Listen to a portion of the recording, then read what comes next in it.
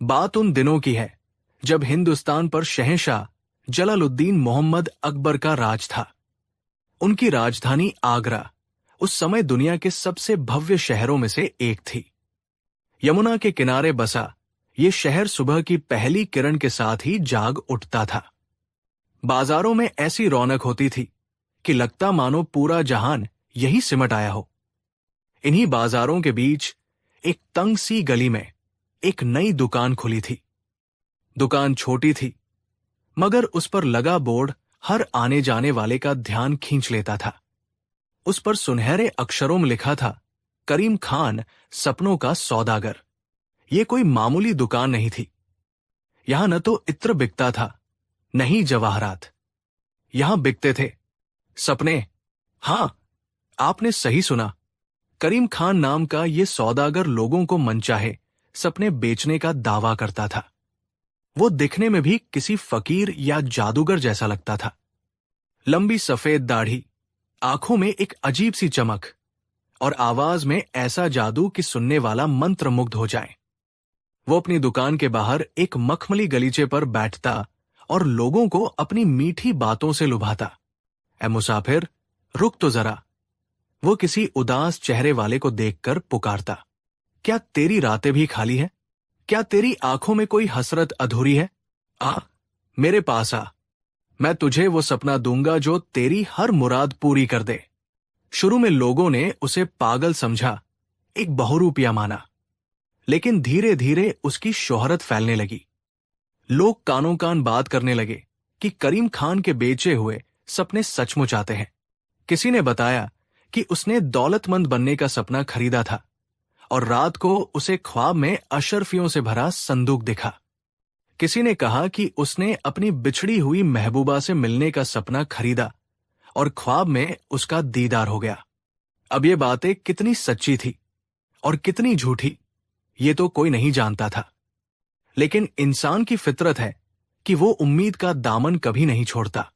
जल्द ही करीम खान की दुकान पर उन लोगों की भीड़ लगने लगी जो अपनी असल जिंदगी की परेशानियों से तंग आकर सपनों की दुनिया में सुकून खोजना चाहते थे।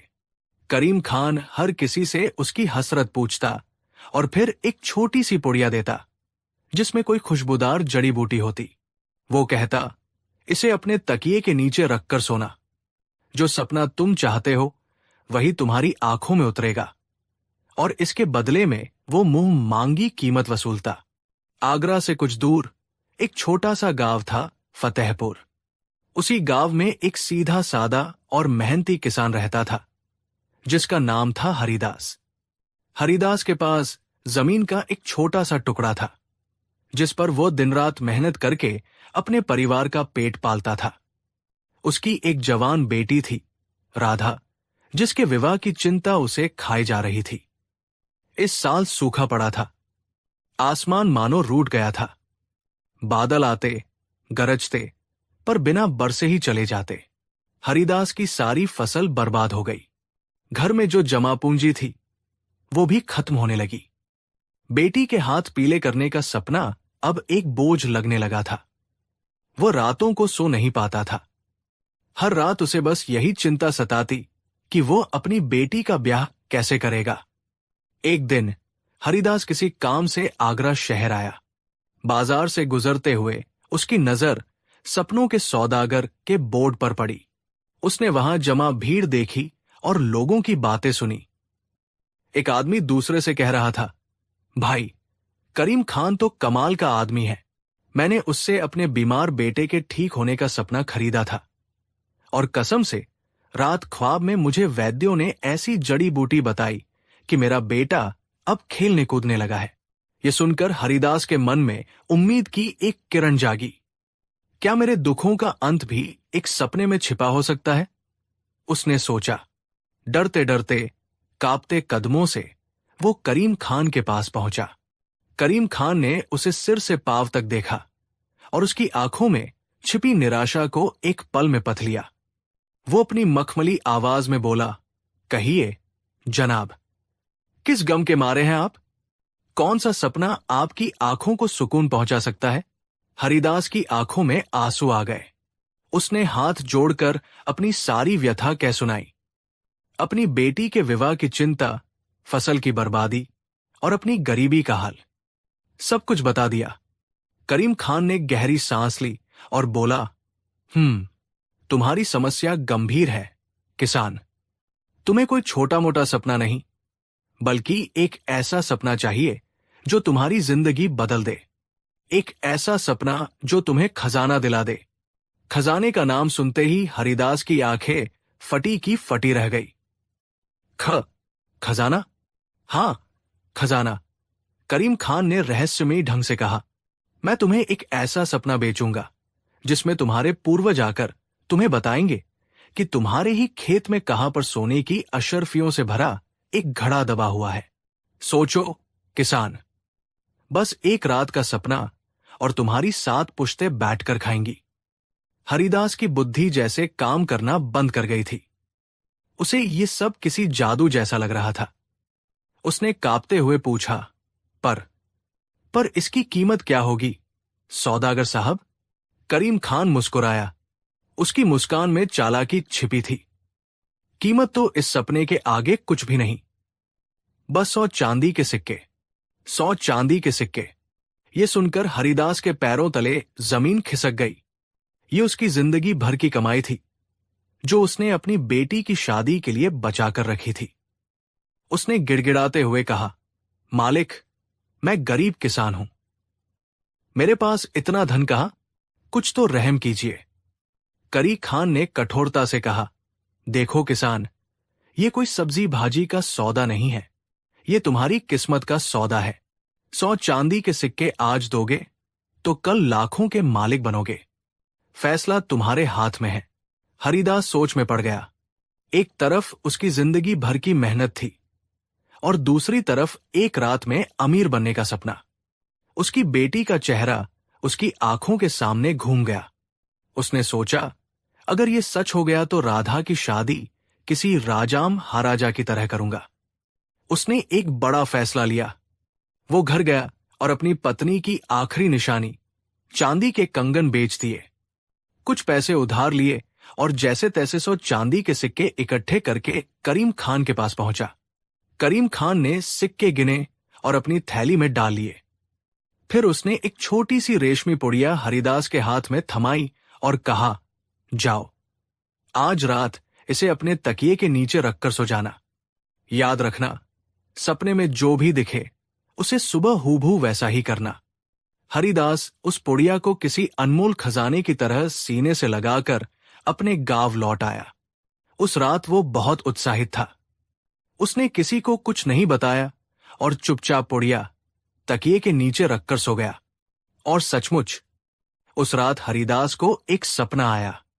सपना इतना असली था कि उसे लगा ही नहीं कि वो सो रहा है। उसने देखा कि उसके बूढ़े दादाजी, जिनकी मृत्यु सालों पहले हो चुकी थी, उसके सामने खड़े हैं। वे मुस्कुरा रहे हैं और कह रहे हैं, बेटा हरिदास, तेरी मेहनत और ईमानदारी से हम बहुत प्रसन्न हैं। तेरे खेत में जहां पुराना बरगद का पेड़ है, उसकी जड़ से 10 कदम उत्तर की ओर जमीन खोदना। वहां तुझे हमारे पुरखों का छुपाया हुआ धन मिलेगा। इतना कहकर दादाजी गायब हो गए और हरिदास की नींद खुल गई। सुबह होते ही हरिदास में जैसे 1000 हाथियों की ताकत आ गई थी। वो फावड़ा और कुदाल लेकर सीधा अपने खेत की ओर भागा। उसने किसी की नहीं सुनी। उसकी पत्नी पूछती रही, अजी सुनते हो, कहाँ जा रहे हो? पर वो रुका नहीं।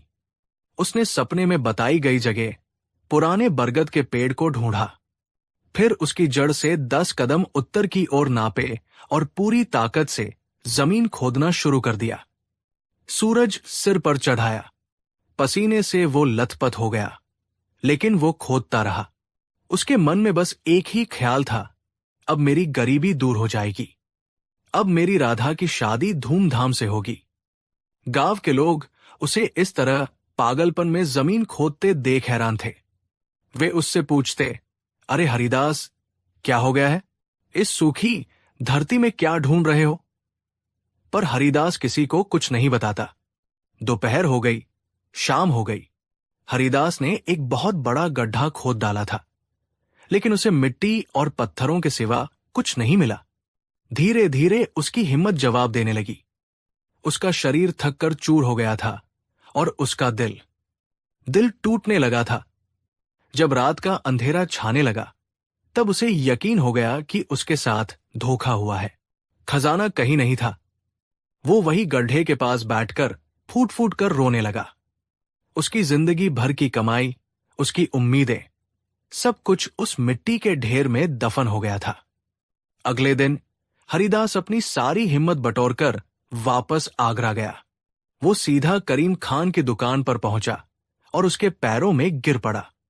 सौदागर साहब, आपने मेरे साथ धोखा किया। मुझे कोई खजाना नहीं मिला। मेरी सारी जमा पूंजी चली गई। मुझ पर रहम कीजिए, मेरे पैसे लौटा दीजिए। करीम खान जोर से हंसा। उसका हंसना किसी शैतान के हंसने जैसा था। उसने कहा, ऐ किसान, मैंने तेरे साथ क्या धोखा किया? मैंने तुझे खजाना बेचने का वादा किया था या सपना बेचने का? हरिदास ने कहा, सपना बेचने का। तो बस। करीम खान बोला, क्या तुझे सपना नहीं आया? क्या तूने अपने दादाजी को ख्वाब में नहीं देखा? क्या उन्होंने तुझे खजाने का पता नहीं बताया? हरिदास ने रोते हुए कहा, सपना तो आया था मालिक, बिल्कुल वैसा ही जैसा आपने कहा था, पर वहां खजाना नहीं था। करीम खान ने अपनी दाढ़ी पर हाथ फेरते हुए कहा, तो इसमें मेरी क्या गलती? मेरा काम था तुम्हें सपना दिखाना, मैंने दिखा दिया। मेरा सौदा पूरा हुआ। अब खजाना मिले या न मिले, ये तुम्हारी किस्मत है। अब दफा हो जाओ यहां से, मेरा वक्त बर्बाद मत करो। हरिदास को समझ आ गया कि वो बुरी तरह ठगा जा चुका है। वो बेचारा क्या करता? वो एक गरीब किसान था और करीम खान एक चालाक सौदागर। वो रोता बिलखता हुआ वहां से चला गया। लेकिन गांव के कुछ लोगों ने उसे सलाह दी, हरिदास, तुम शहंशाह अकबर के दरबार में क्यों नहीं जाते? सुना है वहां बीरबल नाम के एक मंत्री हैं जो बहुत बुद्धिमान है और हमेशा गरीबों की मदद करते हैं। शायद वही तुम्हारी कोई मदद कर सके। ये सुनकर हरिदास के मन में एक आखिरी उम्मीद जागी। उसने फैसला किया कि वो शहंशाह के दरबार में जाकर न्याय की गुहार लगाएगा। अगले दिन शहंशाह अकबर का दीवान आम लगा हुआ था। शहंशाह अपने सिंहासन पर विराजमान थे और उनके नवरत्न अपनी अपनी जगह पर बैठे थे। दरबार में राज्य के जरूरी मसलों पर चर्चा हो रही थी। तभी एक पहरेदार ने आकर सूचना दी, आलम पनाह, एक गरीब किसान आपसे न्याय की गुहार लगाने आया है। अकबर ने इजाजत दी। फटे पुराने कपड़ों में, आंखों में आंसू लिए हरिदास दरबार में दाखिल हुआ। वो शहंशाह के सामने जमीन पर गिर पड़ा और रो रो कर अपनी पूरी कहानी सुनाई। उसने बताया कि कैसे सपनों के सौदागर करीम खान ने उसे खजाने का सपना बेचकर उसके 100 चांदी के सिक्के ठग लिए। पूरी कहानी सुनकर दरबार में मौजूद सभी मंत्री और दरबारी हैरान रह गए। सपनों का सौदागर, ये कैसा व्यापार है? एक मंत्री ने कहा। शहंशाह अकबर को भी ये मामला बड़ा अजीब लगा। उन्होंने तुरंत करीम खान को दरबार में पेश करने का हुक्म दिया। कुछ ही देर में सिपाही करीम खान को लेकर दरबार में हाजिर हुए। करीम खान जरा भी डरा हुआ नहीं था। उसके चेहरे पर वही धूर्त मुस्कान थी। उसने शहंशाह को झुककर सलाम किया। अकबर ने गरज कर पूछा, ऐ सौदागर, क्या इस गरीब किसान ने जो इल्जाम तुम पर लगाया है वो सच है? क्या तुमने इसे सपना बेचकर इसके 100 चांदी के सिक्के ठगे हैं? करीम खान ने बड़े अदब से सिर झुकाया और बोला, जहां पनाह, मैंने इस किसान को ठगा नहीं है, बल्कि इसके साथ एक सौदा किया है। इसने मुझसे एक सपना मांगा, मैंने इसे एक सपना दिया। मेरा सौदा खरा है। मैंने इसे ये कभी नहीं कहा कि सपने में दिखी बात सच होगी। मैंने तो सिर्फ सपना दिखाने का वादा किया था, जो मैंने पूरा किया। ये सुनकर अकबर भी सोच में पड़ गए। बात तो करीम खान सही कह रहा था। उसका तर्क काटना मुश्किल था। उसने सौदा सपने का किया था, खजाने का नहीं, और सपना तो हरिदास को आया ही था। दरबार में कानाफूसी होने लगी। ज्यादातर दरबारी करीम खान की चतुराई से प्रभावित थे। उन्हें लग रहा था कि इस मामले में किसान ही मूर्ख है। शहंशाह अकबर को भी कोई रास्ता नहीं सूझ रहा था। उन्हें किसान पर दया तो आ रही थी, पर न्याय के तराजू पर करीम खान का पलड़ा भारी लग रहा था। ये सब देखकर बीरबल, जो अब तक खामोश बैठे सब कुछ देख और सुन रहे थे, अपनी जगह से उठे। उन्होंने शहंशाह से इजाजत लेकर कहा, आलम पनाह, अगर इजाजत हो तो इस मामले की जांच मैं करना चाहूंगा। अकबर जानते थे कि अगर कोई इस गुत्थी को सुलझा सकता है तो वो सिर्फ बीरबल है। उन्होंने तुरंत इजाजत दे दी। बीरबल अपनी जगह से उठकर करीम खान के पास आए और मुस्कुराकर बोले, सौदागर साहब, मानना पड़ेगा, आपके व्यापार का तरीका बड़ा अनूठा है और आपका तर्क भी बहुत मजबूत है। आपने जो कहा बिल्कुल सच कहा। आपका सौदा सपने का था और आपने सपना दिखा दिया। ये सुनकर करीम खान का सीना गर्व से चौड़ा हो गया। उसने सोचा कि बीरबल भी उसकी बुद्धिमानी को मान गए हैं, लेकिन तभी बीरबल ने अपनी आवाज को थोड़ा गंभीर करते हुए कहा, लेकिन सौदागर साहब, आपने इस किसान के साथ धोखा भले ही न किया हो, पर आपने एक बहुत बड़ा अपराध किया है। आपने चोरी की है। चोरी का नाम सुनते ही दरबार में सन्नाटा छा गया। करीम खान हक्का बक्का रह गया। चोरी? मैंने? जहां पनाह, ये मुझ पर झूठा इल्जाम लगा रहे हैं। मैंने आज तक किसी की एक सुई तक नहीं चुराई। बीरबल शांत भाव से बोले, तुमने इस किसान की कोई चीज नहीं चुराई। तुमने मेरी चीज चुराई है। तुमने मेरा एक बहुत कीमती सपना चुराया है। अब तो करीम खान के साथ साथ शहंशाह अकबर और पूरा दरबार भौचक्का रह गया। अकबर ने पूछा, बीरबल, ये तुम क्या कह रहे हो? कोई किसी का सपना कैसे चुरा सकता है? बीरबल ने शहंशाह की ओर देखकर कहा, आलम पनाह, अगर सपने बेचे जा सकते हैं तो सपने चुराए भी जा सकते हैं। बात यह है कि कल रात मुझे एक बहुत ही शानदार सपना आने वाला था। मेरे परदादा ख्वाब में आकर मुझे बताने वाले थे कि शाही खजाने के बगल में जो गुप्त तहखाना है, उसमें हीरे जवाहरात से भरा एक संदूक कहाँ रखा है। वो संदूक मेरे खानदान का है। बीरबल ने अपनी बात जारी रखी, लेकिन जब मैं सोया तो मुझे कोई सपना ही नहीं आया। मेरी पूरी रात खाली गुजर गई और आज जब मैंने इस किसान की कहानी सुनी तो मैं समझ गया कि मेरा सपना कहाँ गया। इस सौदागर ने अपनी जादुई शक्तियों से मेरे दिमाग से वो कीमती सपना चुरा लिया। फिर उस सपने का एक छोटा सा हिस्सा, यानी खजाने वाली बात, इस गरीब किसान को 100 चांदी के सिक्कों में बेच दिया। बीरबल अब सीधे करीम खान की आंखों में आंखें डालकर बोले, क्यों सौदागर, क्या मैं सच नहीं कह रहा? करीम खान का चेहरा पीला पड़ गया। उसके माथे पर पसीने की बूंदें छलक आई। वो समझ गया था कि वो बीरबल के जाल में बुरी तरह फंस चुका है।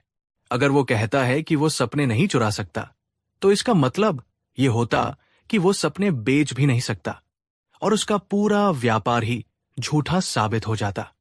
और अगर वो ये मान लेता है कि उसने बीरबल का सपना चुराया है, तो उसे शाही खजाने के बराबर की कीमत चुकानी पड़ती। वो कांपती आवाज में बोला, नहीं हुजूर, मैंने आपका कोई सपना नहीं चुराया।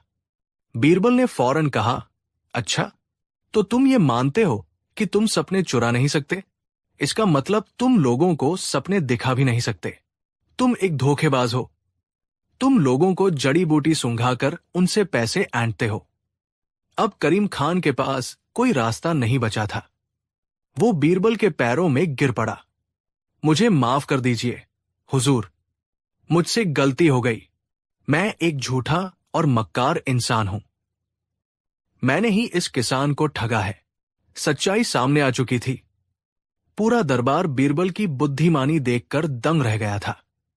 उन्होंने करीम खान के ही तर्क को उसी के खिलाफ इस्तेमाल करके उसे मात दे दी थी। शहंशाह अकबर अपनी हंसी नहीं रोक पाए। वो अपने सिंहासन से उठे और बीरबल को गले लगा लिया। वाह बीरबल, वाह, मान गए तुम्हारी अक्ल को। तुमने दूध का दूध और पानी का पानी कर दिया। तुमने साबित कर दिया कि एक धूर्त को उसी की भाषा में जवाब देना चाहिए। शहंशाह अकबर ने हुक्म दिया कि करीम खान ने अब तक जितने भी लोगों को ठगा है, वो उन सब की रकम दोगुनी करके लौट आएगा। हरिदास के 100 चांदी के सिक्के उसे तुरंत वापस दिलवाए गए और जुर्माने के तौर पर 100 सिक्के और दिए गए। करीम खान की दुकान हमेशा के लिए बंद करवा दी गई और उसे धोखाधड़ी के अपराध में जेल में डाल दिया गया। हरिदास की आंखों में खुशी के आंसू थे। उसने बीरबल के पैर पकड़ लिए और कहा, मंत्री जी, आप मेरे लिए भगवान बनकर आए हैं। आपने मेरी इज्जत और मेरी बेटी का भविष्य दोनों बचा लिया। मैं आपका ये एहसान जिंदगी भर नहीं भूलूंगा। बीरबल ने उसे उठाकर गले से लगाया और कहा, हरिदास, ये मेरा फर्ज था। याद रखना, अकबर के राज में किसी भी मासूम के साथ अन्याय नहीं हो सकता। तो दोस्तों, ये थी कहानी सपनों के सौदागर की। इस कहानी से हमें ये सीख मिलती है कि धोखाधड़ी और चालाकी का रास्ता भले ही शुरू में आसान लगे, पर उसका अंत हमेशा बुरा होता है। और बीरबल ने एक बार फिर ये साबित कर दिया कि बुद्धि और चतुराई सबसे बड़ा हथियार है, जिसके सामने बड़े से बड़ा धूर्त भी घुटने टेक देता है। कहानी 2। बात उन दिनों की है जब शहंशाह अकबर की सल्तनत अपने शिखर पर थी। उनकी हुकूमत का सूरज पूरे हिंदुस्तान पर चमक रहा था और उनके दरबार की शान शौकत की मिसालें दूर दूर तक दी जाती थी। अकबर खुद भी कला, ज्ञान और बुद्धिमानी के बहुत बड़े कद्रदान थे। इसीलिए उन्होंने अपने दरबार में 9 ऐसे हीरे चुनकर रखे थे जिन्हें दुनिया नवरत्न के नाम से जानती थी। और उन नवरत्नों में जो सितारा सबसे ज्यादा चमकता था, वो थे बीरबल। बीरबल सिर्फ एक मंत्री नहीं थे, वो अकबर के दोस्त थे, उनके सलाहकार थे, उनकी हर मुश्किल का हल थे।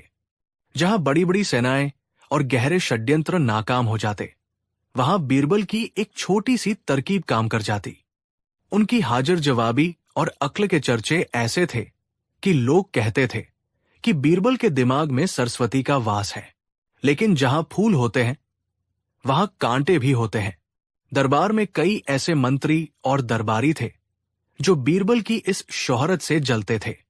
उन्हें लगता था कि एक मामूली सा सलाहकार शहंशाह के इतना करीब कैसे हो सकता है। मुल्ला दो प्याजा, हकीम नुसरत शाह और कई दूसरे दरबारी हमेशा इस ताक में रहते कि कब मौका मिले और वे बीरबल को शहंशाह की नजरों में गिरा दे। पर हर बार बीरबल अपनी बुद्धि से उनके बिछाए जाल को काटकर साफ निकल जाते। लेकिन इस बार दुश्मनों ने एक नया और बहुत खतरनाक मोहरा चला था।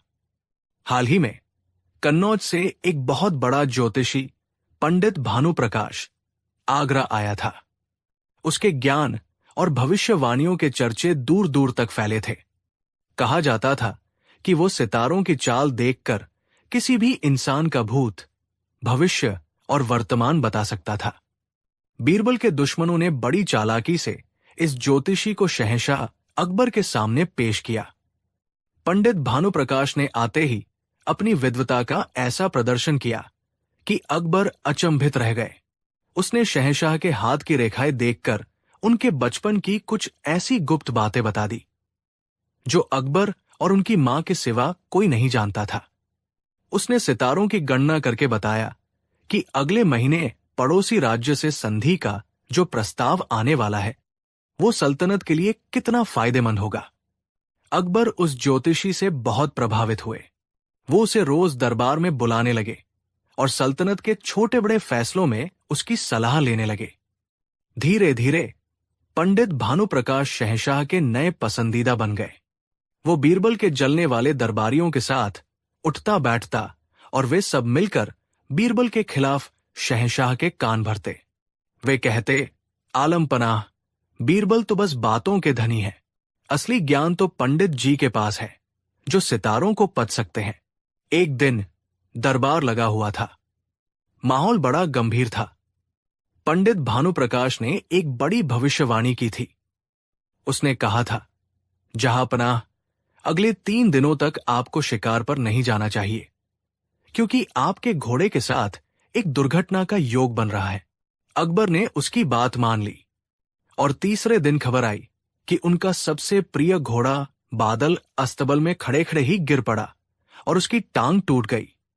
अगर शहंशाह उस पर सवार होते तो यकीनन एक बड़ी अनहोनी हो सकती थी। ये घटना देखकर अकबर का विश्वास पंडित पर पत्थर की लकीर जैसा पक्का हो गया। उन्हें लगने लगा कि इंसान सच में भविष्य जान सकता है। उनके मन में एक अजीब सी खुमारी छा गई, अपनी ताकत और अपनी सल्तनत की खुमारी। उन्हें लगा कि वह दुनिया के मालिक हैं और उन्हें हर चीज जानने का हक है। उसी घमंड और उत्सुकता के नशे में उन्होंने कुछ ऐसा करने की सोची जो किसी बादशाह ने पहले नहीं सोचा था। उनकी नजर दरबार में शांत बैठे बीरबल पर पड़ी। बीरबल का चेहरा देखकर उन्हें अपने पुराने दिन याद आए, जब हर मुश्किल में वो सिर्फ बीरबल की ओर देखते थे। लेकिन आज उनके मन में बीरबल के लिए सम्मान नहीं, बल्कि एक चुनौती थी। वो पूरी दुनिया के सामने ये साबित करना चाहते थे कि उनका नया ज्योतिषी बीरबल से ज्यादा ज्ञानी है। अकबर अपनी गहरी, रौबदार आवाज में बोले, जो पूरे दरबार में गूंज उठी। बीरबल। बीरबल अपनी जगह से उठे। हुक्म कीजिए जहांपनाह। अकबर के चेहरे पर एक अजीब सी मुस्कान थी, जिसमें सत्ता का नशा और एक खतरनाक इरादा छिपा था। उन्होंने अपने नवरत्नों, अपने दुश्मनों और उस ज्योतिषी के सामने पूरे भरे दरबार में वो सवाल पूछा जिसने एक पल के लिए वक्त को रोक दिया। बीरबल, तुम खुद को बहुत बुद्धिमान और ज्ञानी समझते हो। हर कोई तुम्हारी अक्ल की मिसालें देता है, तो आज हमारी एक जिज्ञासा शांत करो। हम जानना चाहते हैं, हमारी मौत कब होगी? क्या तुम हमारी मौत की भविष्यवाणी कर सकते हो? शहंशाह का सवाल एक तीर की तरह था, जो सीधा बीरबल के सीने में आकर लगा। पूरे दरबार में एकदम सन्नाटा छा गया। ऐसा सन्नाटा जैसे किसी ने सबकी जबान सिल दी हो। मंत्रियों ने एक दूसरे को देखा, सिपाहियों की तलवारें म्यानों में खनखनाई और हवा भी जैसे थम सी गई। ये कोई मामूली सवाल नहीं था, ये एक जाल था, एक ऐसा दुष्चक्र जिससे निकलना नामुमकिन था। बीरबल के दुश्मन मुल्ला दो प्याजा और उसके साथियों की आंखों में शैतानी चमक तैर गई। वे जानते थे कि आज बीरबल फंस गया है। बीरबल के दिमाग में एक पल में हजारों विचार कौंध गए। वो समझ गए कि ये सवाल क्यों पूछा गया है और इसके पीछे कौन लोग हैं। उन्होंने इस सवाल के हर पहलू को तौला। अगर वो कहते हैं कि मैं भविष्यवाणी नहीं कर सकता, तो ये उनकी हार होगी। शहंशाह इसे अपनी तौहीन समझेंगे। कहेंगे, जब तुम इतना छोटा सा काम नहीं कर सकते, तो हमारे सलाहकार बने रहने के लायक नहीं हो। दुश्मनों को मौका मिल जाएगा ये कहने का कि बीरबल का ज्ञान झूठा है। अगर वो कोई तारीख या समय बता देते हैं, तो वो उसी पल मौत के हकदार बन जाएंगे। कोई भी बादशाह अपनी मौत की तारीख सुनकर खुश नहीं होता। अकबर इसे एक बगावत, एक अपशकुन समझेंगे और उसी वक्त जल्लाद को बुलाकर बीरबल का सिर कलम करने का हुक्म दे देंगे। और अगर वो कोई बहुत दूर की तारीख बताते हैं, मान लीजिए 50 साल बाद की, तो भी शहंशाह कह सकते हैं, तुम्हें कैसे पता? क्या तुम भगवान हो? ये गुस्ताखी है और सजा दे सकते हैं। ये एक ऐसा कुआं था जिसमें हर तरफ मौत थी। बीरबल ने एक नजर शहंशाह के चेहरे पर डाली। उनकी आंखों में अपनी ताकत का घमंड साफ दिख रहा था। फिर उन्होंने अपने जलने वाले दरबारियों को देखा, जिनके चेहरे पर क्रूर मुस्कान थी। वे सब इंतजार कर रहे थे कि बीरबल कोई गलती करे और उनका काम तमाम हो। बीरबल ने एक गहरी सांस ली। उनका दिल जोर जोर से धड़क रहा था, लेकिन उनके चेहरे पर घबराहट का कोई निशान नहीं था। उन्होंने अपने दिमाग को शांत किया। वो जानते थे कि इस सवाल का जवाब जबान से नहीं, बुद्धि से देना होगा। जल्दबाजी में दिया गया एक भी गलत शब्द उनकी जिंदगी का आखिरी शब्द बन सकता था। उन्होंने बड़े ही शांत और विनम्र स्वर में कहा, आलम पनाह, आप इस सल्तनत के मालिक हैं, पूरी कायनात के नूर हैं। आपकी जिंदगी और मौत का रहस्य तो खुद खुदा ने अपने हाथों में रखा है। मैं तो एक मामूली इंसान हूं, भला ये गुस्ताखी कैसे कर सकता हूं? मुल्ला दो प्याजा ने तुरंत ताना मारा, देखिए जहांपनाह, मैंने तो पहले ही कहा था। जब अक्ल की असली परीक्षा का वक्त आता है तो बीरबल जी हाथ खड़े कर देते हैं। बातें बनाना और पहेलियां बुझाना अलग बात है, और सच्चा ज्ञान होना अलग। अकबर का अहंकार और भड़क गया। नहीं बीरबल, हम कोई बहाना नहीं सुनना चाहते। तुमने हमारी बड़ी बड़ी मुश्किलें हल की है, आज तुम्हें यह भी करना होगा। तुम्हें हमें हमारी मौत का दिन और वक्त बताना ही होगा। यह हमारा हुक्म है। अब बीरबल समझ गए कि बात हाथ से निकल चुकी है। अब पीछे हटने का कोई रास्ता नहीं है। उन्हें एक ऐसा जवाब सोचना था जो सांप को भी मार दे और लाठी भी न टूटे। उन्होंने कुछ पल सोचा और फिर सिर झुकाकर कहा, जहां पनाह, आपका हुक्म सर आंखों पर। लेकिन यह कोई मामूली सवाल नहीं है। इसके लिए मुझे सितारों की गणना करनी होगी, पोथियों को पढ़ना होगा और पूरी रात ध्यान लगाना होगा। मुझे बस 24 घंटे की मोहलत दी जाए। कल इसी वक्त मैं आपके सवाल का जवाब लेकर इसी दरबार में हाजिर हो जाऊंगा।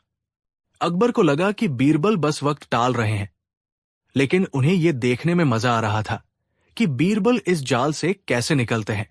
उन्होंने कहा, ठीक है, हमने तुम्हें 24 घंटे का वक्त दिया, लेकिन याद रहे बीरबल, अगर कल तुम कोई संतोषजनक जवाब नहीं दे पाए या दरबार में हाजिर नहीं हुए तो हम ये समझ लेंगे कि तुमने हमारी हुक्मदूली की है और उसकी सजा सिर्फ मौत होगी। दरबार बर्खास्त हुआ। बीरबल भारी कदमों और बोझिल मन से अपने घर की ओर चल दिए। आज पहली बार उनके चेहरे पर मुस्कान की जगह चिंता की लकीरें थी। उनके दुश्मन जश्न मना रहे थे। उन्हें पूरा यकीन था कि बीरबल का आखिरी दिन आ गया है। जैसे ही बीरबल घर पहुंचे, उनकी पत्नी ने उनके चेहरे का हाल देखकर ही भांप लिया कि कोई बहुत बड़ी गड़बड़ है। उन्होंने पूछा, क्या बात है स्वामी, आज आप इतने परेशान क्यों हैं? क्या शहंशाह ने कुछ कहा? बीरबल ने अपनी पत्नी को दरबार में हुई सारी बात बता दी। सुनकर उनकी पत्नी के पैरों तले जमीन खिसक गई। उनकी आंखों में आंसू आ गए। हे भगवान, ये शहंशाह ने कैसा सवाल पूछ लिया? इसका तो कोई जवाब ही नहीं है। अब क्या होगा? बीरबल ने अपनी पत्नी का हाथ थामा और उन्हें सांत्वना दी। भाग्यवान, चिंता मत करो। हर ताले के लिए कोई न कोई चाबी बनी होती है। बस मुझे रात भर शांति से सोचने दो। मुझे यकीन है ईश्वर कोई न कोई रास्ता जरूर दिखाएगा। उस रात बीरबल सोए नहीं। वो अपने अध्ययन कक्ष में अकेले बैठे रहे। उनके सामने ज्योतिष की बड़ी बड़ी किताबें खुली थी, पर उनका ध्यान किताबों में नहीं था। उनका दिमाग एक तूफानी समंदर की तरह था, जिसमें विचारों की लहरें उठ रही थी। वो अकबर के स्वभाव के बारे में सोच रहे थे। वो गुस्सैल थे, अहंकारी थे, लेकिन साथ ही न्यायप्रिय भी थे और मन के बुरे नहीं थे। वो अपने दुश्मनों की चाल के बारे में सोच रहे थे, और सबसे ज्यादा वो उस एक जवाब को खोज रहे थे जो उन्हें इस चक्रव्यूह से बाहर निकाल सके। रात ढलती जा रही थी। बाहर गहरा अंधेरा था और बीरबल के मन में भी निराशा का अंधेरा छाने लगा था। एक पल को उन्हें लगा कि क्या वह सच में हार गए हैं? क्या कल उनकी जिंदगी का आखिरी दिन है? उन्होंने अपनी सोती हुई बेटी का चेहरा याद किया, अपनी पत्नी की चिंता को याद किया। नहीं, वो इतनी आसानी से हार नहीं मान सकते थे। उन्होंने ठंडे पानी से अपना मुंह धोया और फिर से सोचने बैठे। मुझे एक ऐसा जवाब देना होगा जो भविष्यवाणी भी हो और शहंशाह को मुझे मारने से रोक भी दे। एक ऐसा जवाब जो सजा को ही सुरक्षा में बदल दे। एक ऐसा जवाब जो शहंशाह के अहंकार को तोड़े बिना मेरी जान बचा ले। और तभी आधी रात के बाद, जब चांद भी बादलों में छिप गया था, बीरबल के दिमाग में बिजली की तरह एक विचार कौंधा। एक ऐसा विचार जो खतरनाक था, दुस्साहसी था, पर शायद यही एकमात्र रास्ता था। उस विचार के आते ही उनके चेहरे पर छाई चिंता की लकीरें धीरे धीरे गायब होने लगी। उनकी आंखों में वही पुरानी चमक लौट आई। उन्हें अपनी चाबी मिल गई थी। उन्होंने बाकी की रात उस जवाब को और धारदार बनाने में, उसके हर शब्द को तौलने में बिताई। अगला दिन आगरा के किले में आज माहौल कुछ और ही था। हर किसी की जबान पर बस एक ही चर्चा थी, आज बीरबल का क्या होगा? क्या वो कोई जवाब दे पाएंगे, या आज शहंशाह का गुस्सा उन पर कहर बनकर टूटेगा? दरबार खचाखच भरा हुआ था। हर कोई ये तमाशा देखने आया था। बीरबल के दुश्मन सबसे आगे बैठे थे। उनके चेहरे पर जीत की खुशी साफ झलक रही थी। शहंशाह अकबर अपने सिंहासन पर एक शहंशाह की तरह नहीं, बल्कि एक जल्लाद की तरह बैठे थे, जो अपने शिकार का इंतजार कर रहा हो। तभी नगाड़ों की आवाज हुई और बीरबल ने दरबार में प्रवेश किया। आज उनके कपड़े रोज की तरह नहीं थे। उन्होंने सफेद मातम जैसे वस्त्र पहने थे। उनके चेहरे पर कोई डर नहीं था, बल्कि एक अजीब सी उदासी और शांति थी। उन्होंने हाथ में एक छोटी सी पोथी पकड़ी हुई थी। उनके इस रूप को देखकर सब हैरान रह गए। अकबर ने कड़क आवाज में पूछा, बीरबल, ये तुमने क्या भेष बनाया है, और हमारे सवाल का जवाब लाए हो या अपनी मौत का मातम मनाने आए हो? बीरबल ने सिर झुकाकर कहा, आलम पनाह, मैं दोनों लाया हूं। यह सुनकर दरबार में फुसफुसाहट होने लगी। बीरबल आगे बढ़े और शहंशाह के सिंहासन के पास जाकर रुके। उन्होंने अपनी पोथी खोली और गंभीर आवाज में बोलना शुरू किया, जैसे कोई बहुत बड़ा रहस्य उजागर कर रहे हों। जहांपनाह, मैंने पूरी रात सितारों की गणना की। मैंने अपनी जिंदगी में आज तक ऐसी भयानक गणना नहीं की थी। सितारों ने एक ऐसा राज खोला है जिसे बताते हुए मेरी रूह कांप रही है। अकबर ने अधीर होकर कहा, साफ साफ कहो बीरबल, हमें घुमा फिराकर बातें करने की आदत नहीं है। बीरबल ने शहंशाह की आंखों में सीधे देखते हुए कहा, जहांपनाह, सितारे कहते हैं कि आपकी और मेरी किस्मत की लकीरें एक दूसरे से बहुत गहराई से जुड़ी हुई है, इतनी गहराई से कि उन्हें अलग करना नामुमकिन है। उन्होंने एक पल का विराम लिया, जिससे पूरे दरबार की सांसें अटक गई। फिर उन्होंने वो ऐतिहासिक वाक्य कहा जिसने मुगल सल्तनत के इतिहास में बीरबल को अमर कर दिया। आलम पनाह, भविष्यवाणी यह है कि आपकी मौत से ठीक एक दिन पहले मेरी मौत होगी।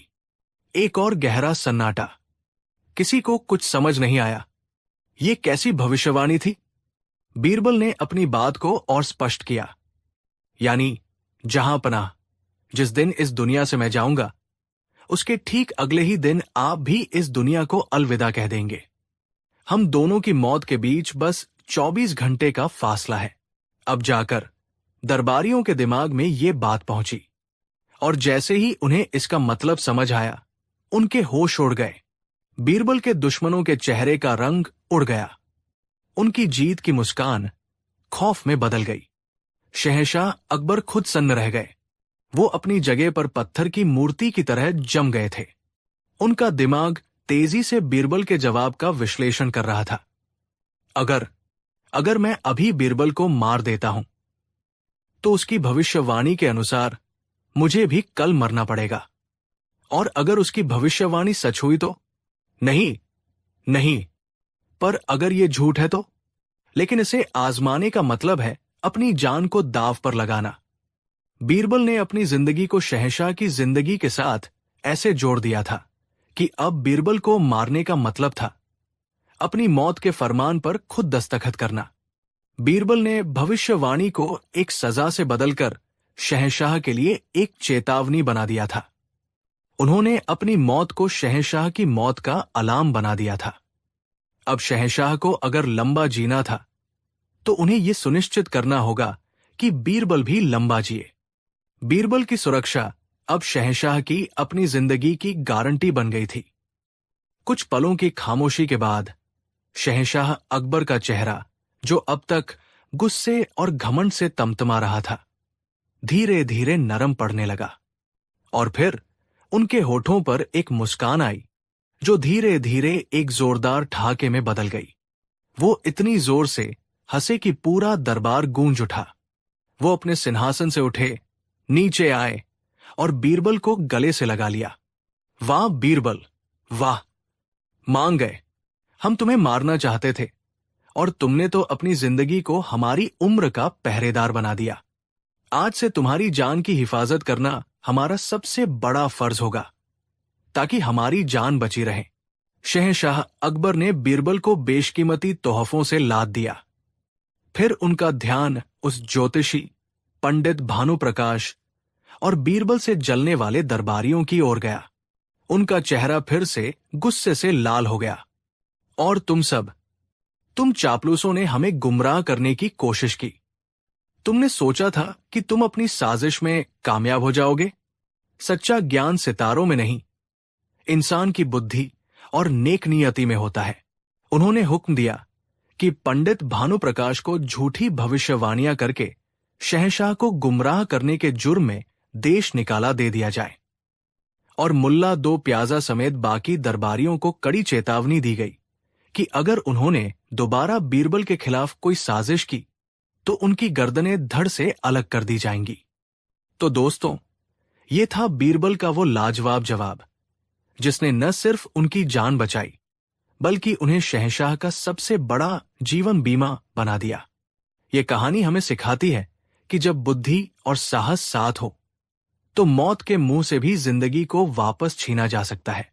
ये हमें बताती है कि सबसे बड़ा हथियार तलवार नहीं बल्कि शब्द होते हैं, और सबसे बड़ा ज्ञान किताबों में नहीं बल्कि मुश्किल परिस्थितियों में सही फैसला लेने की क्षमता में होता है।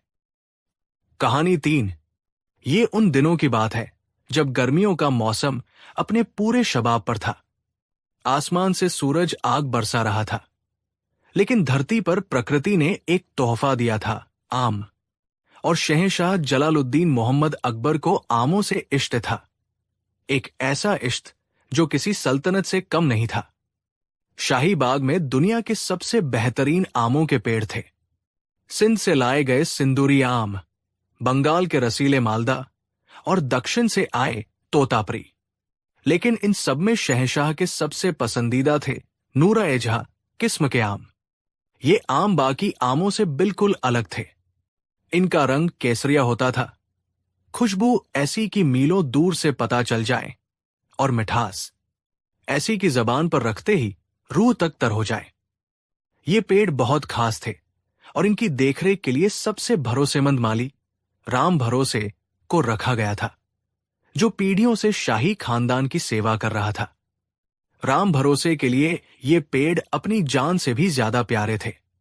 वो हर रोज सुबह उठकर पेड़ों से बातें करता, उन्हें पानी देता और एक एक आम को ऐसे सहेजता जैसे कोई जौहरी हीरे को सहेजता है। इस साल नूर-ए-जहां के पेड़ों पर बौर भी खूब आया था और फसल भी लाजवाब हुई थी। आम पककर तैयार थे, सोने की तरह डालियों पर लटक रहे थे। शहंशाह अकबर हर रोज दोपहर के खाने के बाद इन आमों का इंतजार करते थे। राम भरोसे खुद सोने की तश्तरी में सजाकर 5 सबसे बेहतरीन आम शहंशाह के लिए लेकर जाता था। लेकिन फिर एक दिन कुछ अजीब होना शुरू हुआ। एक सुबह जब राम भरोसे बाग में पहुंचा तो उसने देखा कि नूर-ए-जहां के सबसे बड़े पेड़ से 2 सबसे पके हुए और खूबसूरत आम गायब थे। उसे लगा शायद रात को किसी पक्षी ने गिरा दिए होंगे। उसने ज्यादा ध्यान नहीं दिया, लेकिन अगले दिन फिर से 3 आम गायब थे और उसके अगले दिन 4। अब राम भरोसे का दिल बैठने लगा। बाग के चारों ओर ऊंची दीवारें थी और रात दिन पहरेदारों का सख्त पहरा रहता था। कोई बाहरी इंसान तो क्या, परिंदा भी पर नहीं मार सकता था। तो फिर ये आमजा कहाँ रहे थे? क्या कोई हवा में उड़ने वाला चोर था या कोई जिन्नभूत? राम भरोसे की रातों की नींद और दिन का चैन हराम हो गया। उसे डर सताने लगा कि अगर ये बात शहंशाह तक पहुंची तो उसकी खैर नहीं। वो अपनी नौकरी से हाथ धो बैठेगा और शायद सजाए मौत भी मिल सकती है। उसने पहरेदारों से बात की, लेकिन सबने कसम खाकर कहा कि उन्होंने किसी को भी बाग में आते जाते नहीं देखा। चोरी रुक नहीं रही थी। हर रोज 2-4 आम गायब हो जाते। चोर बड़ा शातिर था। वो सिर्फ सबसे अच्छे और पके हुए आम ही चुनता था। 1 हफ्ता गुजर गया। अब राम भरोसे की हिम्मत जवाब दे गई। कांपते हुए पैरों और नम आंखों से वो शहंशाह अकबर के दरबार में पेश हुआ और सारा माजरा कह सुनाया। ये सुनते ही अकबर का चेहरा गुस्से से लाल हो गया। क्या, शाही बाग से चोरी, और वो भी हमारे पसंदीदा आमों की? तुम्हारी हिम्मत कैसे हुई हमें अब बताने की? राम भरोसे शहंशाह के कदमों में गिर पड़ा। गुस्ताखी माफ हो जहां पनाह, मैं एक हफ्ते से चोर को पकड़ने की कोशिश कर रहा था, पर वो कोई इंसान नहीं, लगता है कोई साया है जो आता है और गायब हो जाता है। अकबर ने दरबार में मौजूद अपने सेनापति को हुक्म दिया, बाग के चारों ओर पहरा दोगुना कर दिया जाए। हर पेड़ के नीचे एक सिपाही तैनात करो। हमें वो चोर जिंदा या मुर्दा चाहिए। दरबार में बैठे कुछ मंत्री जो बीरबल से जलते थे मुस्कुराने लगे। उन्हें लगा कि ये एक ऐसा मामला है जिसे बीरबल भी नहीं सुलझा पाएंगे। मुल्ला दो प्याजा ने चुटकी लेते हुए कहा, आलम पनाह, चोर पकड़ने के लिए सिपाहियों की क्या जरूरत? ये काम तो बीरबल जी का है। आखिर वो अपनी अक्ल से आसमान के तारे भी तो गिन लेते हैं। एक आम का चोर क्या चीज है? अकबर ने बीरबल की ओर देखा। बीरबल शांत बैठे सब कुछ सुन रहे थे। बीरबल, तुम्हारी क्या राय है? क्या तुम इस अदृश्य चोर को पकड़ सकते हो? बीरबल ने अदब से सिर झुकाया। आलम पनाह, चोर चाहे इंसान हो या भूत, अगर वो चोरी कर रहा है तो कोई न कोई सुराग जरूर छोड़ता होगा। मुझे बस 24 घंटे की मोहलत और कुछ शाही इजाजत चाहिए। अकबर ने कहा, तुम्हें पूरी इजाजत है बीरबल, पर याद रहे, अगर कल तक चोर नहीं पकड़ा गया तो इस माली की गर्दन तुम्हारे हाथों में होगी। दरबार खत्म होते ही बीरबल सीधे शाही बाग पहुंचे। उन्होंने सेनापति द्वारा लगाए गए कड़े पहरे को देखा। हर तरफ सिपाही ही सिपाही थे। बीरबल ने मन में सोचा, इतने पहरे में तो चोर और भी सावधान हो जाएगा। उन्होंने सबसे पहले बेचारे राम भरोसे को बुलाया, जो डर के मारे कांप रहा था। बीरबल ने बड़े प्यार से उसके कंधे पर हाथ रखा और कहा, राम भरोसे, डरो मत। तुम बस मुझे ये बताओ कि आम कहां से और कैसे गायब हो रहे हैं। राम भरोसे ने उन्हें उन पेड़ों को दिखाया जहां से आम चोरी हुए थे।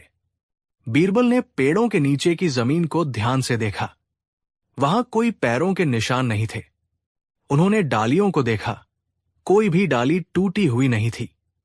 इसका मतलब चोर बहुत सफाई से अपना काम कर रहा था।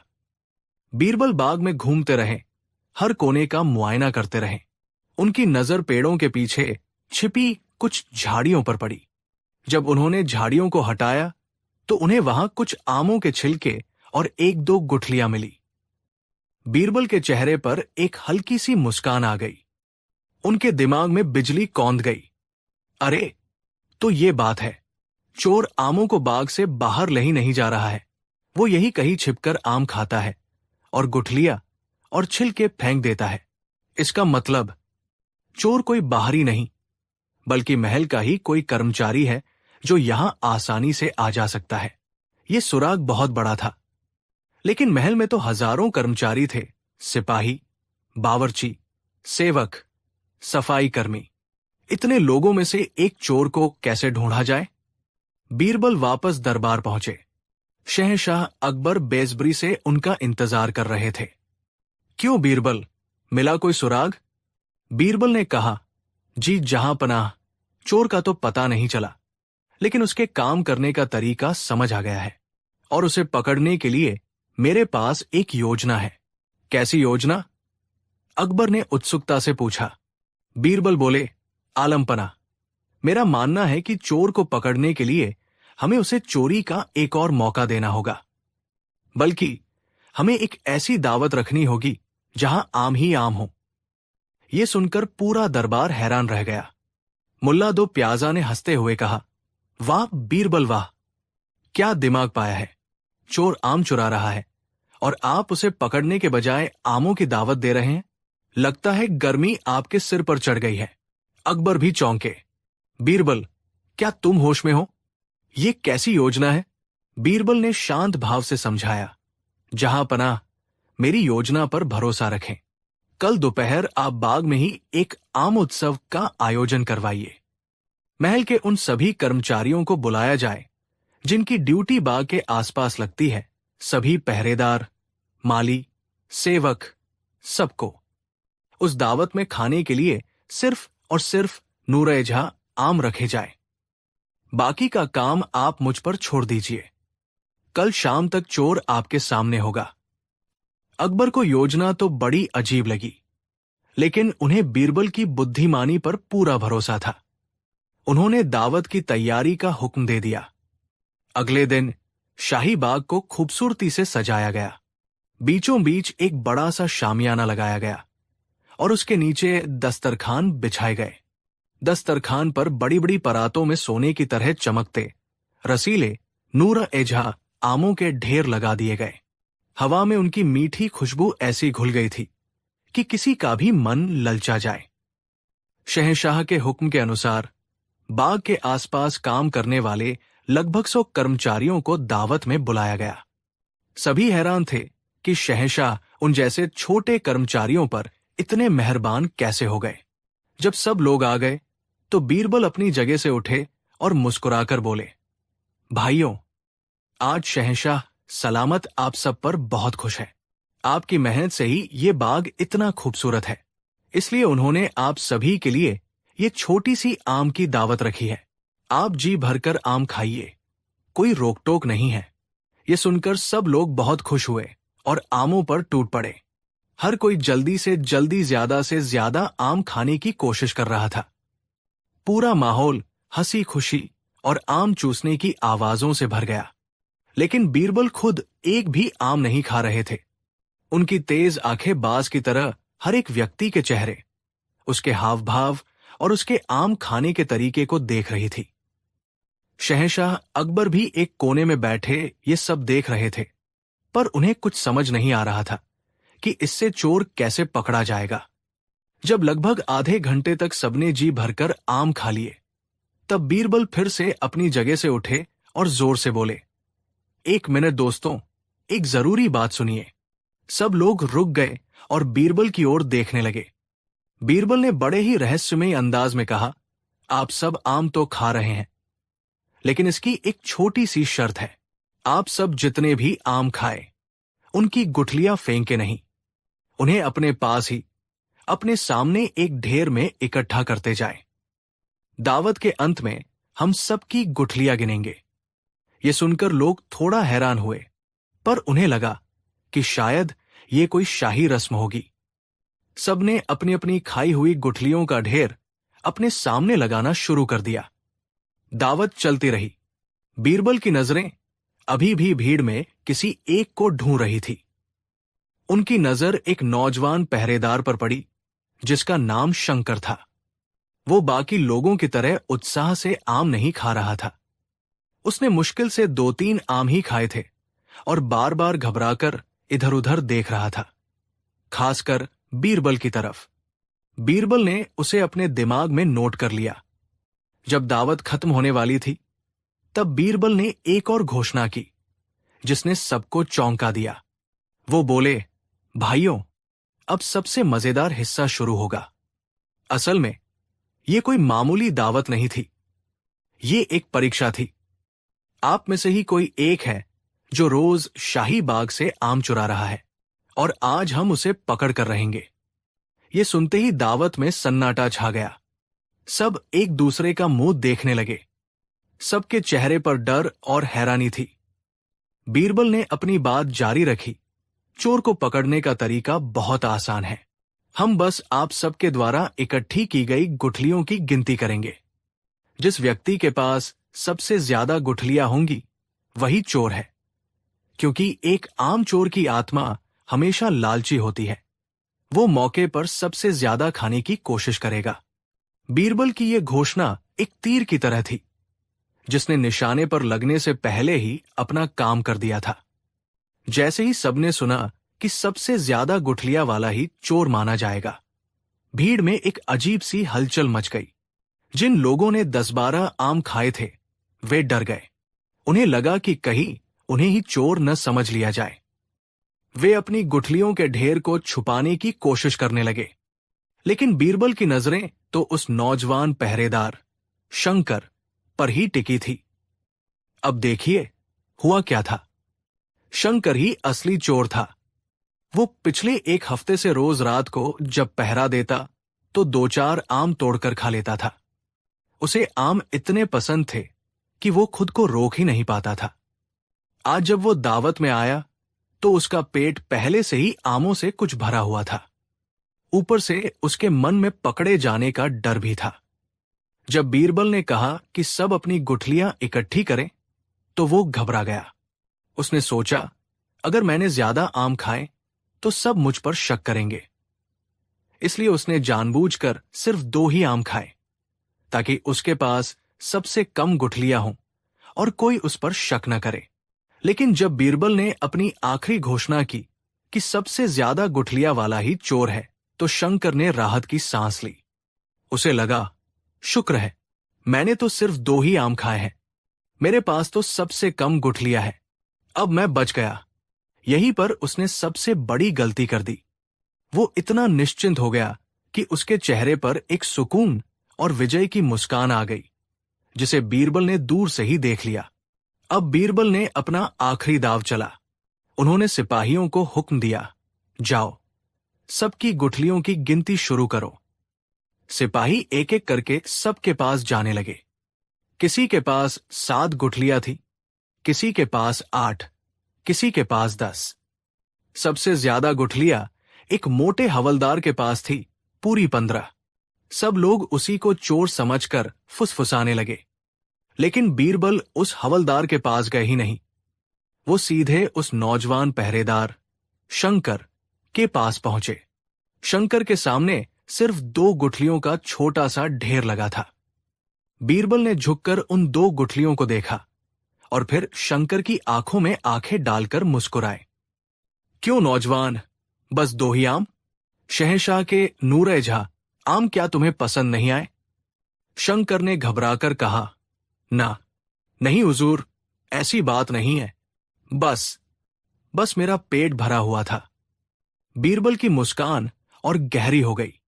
तुम्हारा पेट भरा हुआ था या तुम्हारा मन डर से भरा हुआ था? यह सुनकर शंकर का चेहरा सफेद पड़ गया।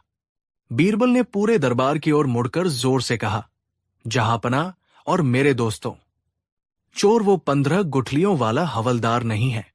असली चोर यह है सिर्फ 2 गुठलियों वाला शंकर। पूरा दरबार स्तब्ध रह गया। ये कैसे हो सकता है? अकबर ने भी हैरानी से पूछा, बीरबल, ये तुम क्या कह रहे हो? तुम्हारे ही तर्क के हिसाब से तो सबसे ज्यादा खाने वाला चोर होना चाहिए।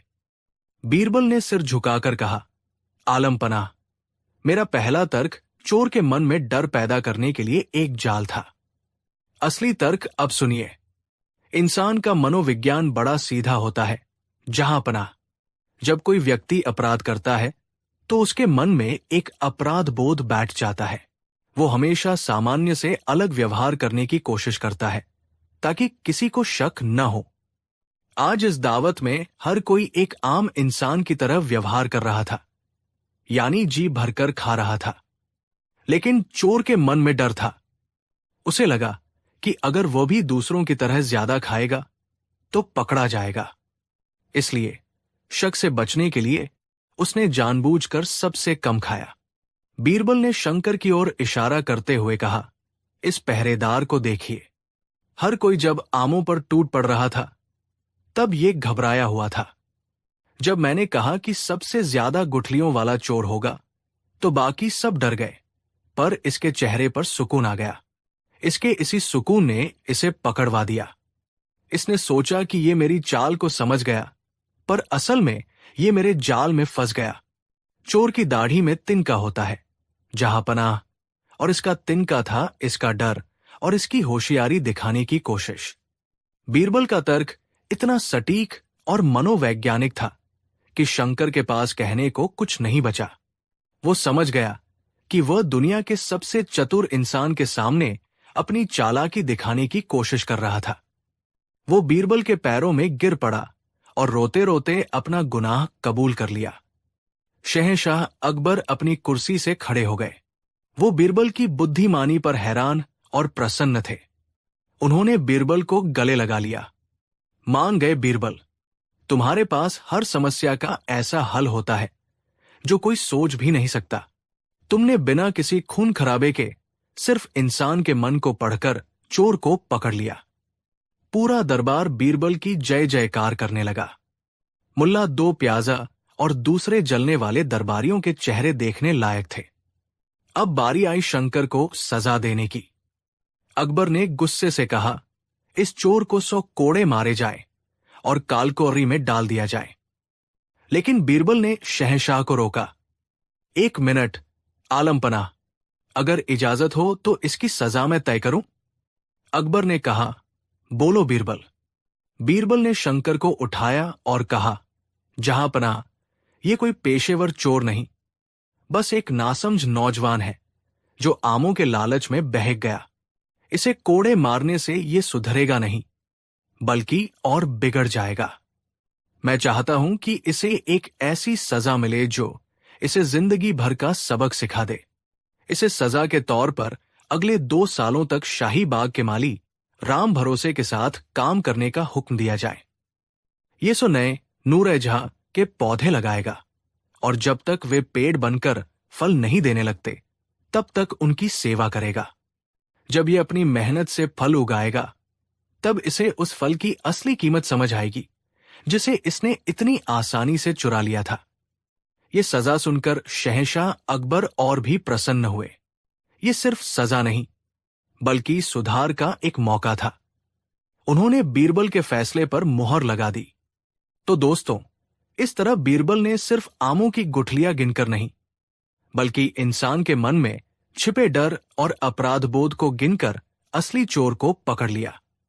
ये कहानी हमें सिखाती है कि कोई भी अपराध छिप नहीं सकता और एक दोषी व्यक्ति का व्यवहार ही उसका सबसे बड़ा सुराग होता है। बीरबल की ये बुद्धिमानी हमें बताती है कि असली न्याय सजा देने में नहीं बल्कि इंसान को सुधारने में है। आपको बीरबल की ये अनोखी तरकीब कैसी लगी? क्या आपने कभी किसी के व्यवहार से उसके मन की बात जानी है? हमें नीचे कमेंट्स में जरूर बताइए। कहानी 4। बात उन दिनों की है जब आगरा में कड़ाके की ठंड पड़ रही थी। सूरज कब का अस्त हो चुका था और रात का अंधेरा शहर को अपनी चादर में लपेट चुका था। सड़कों पर वीरानी छाई थी, सिवाय उन सैनिकों के जो गश्त पर थे। ऐसी ही एक बर्फीली रात में रामू नाम का एक गरीब लकड़हारा दिन भर की मेहनत के बाद अपने घर लौट रहा था। उसने सुबह से जंगल में लकड़ियां काटी थी, लेकिन आज बाजार में उसकी लकड़ियां कुछ खास दाम पर नहीं बिकी। उसकी जेब में बस इतने पैसे थे कि वो अपने परिवार के लिए सूखी रोटियां ही खरीद सका था। रामू का शरीर ठंड से अकड़ रहा था। उसके फटे पुराने कपड़े उस जानलेवा सर्दी को रोकने में नाकाम थे। पेट में भूख के चूहे दौड़ रहे थे और घर अभी भी दूर था। चलते चलते वो शहर के सबसे अमीर और सबसे कंजूस सेठ धनीराम की आलीशान हवेली के पास से गुजरा। धनीराम की हवेली किसी महल से कम नहीं थी।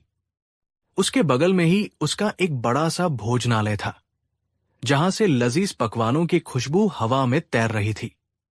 घी और मसालों की उस महक ने रामू की भूख को और भी भड़का दिया। उसके कदम अपने आप ही उस भोजनालय की रसोई की खिड़की के पास रुक गए।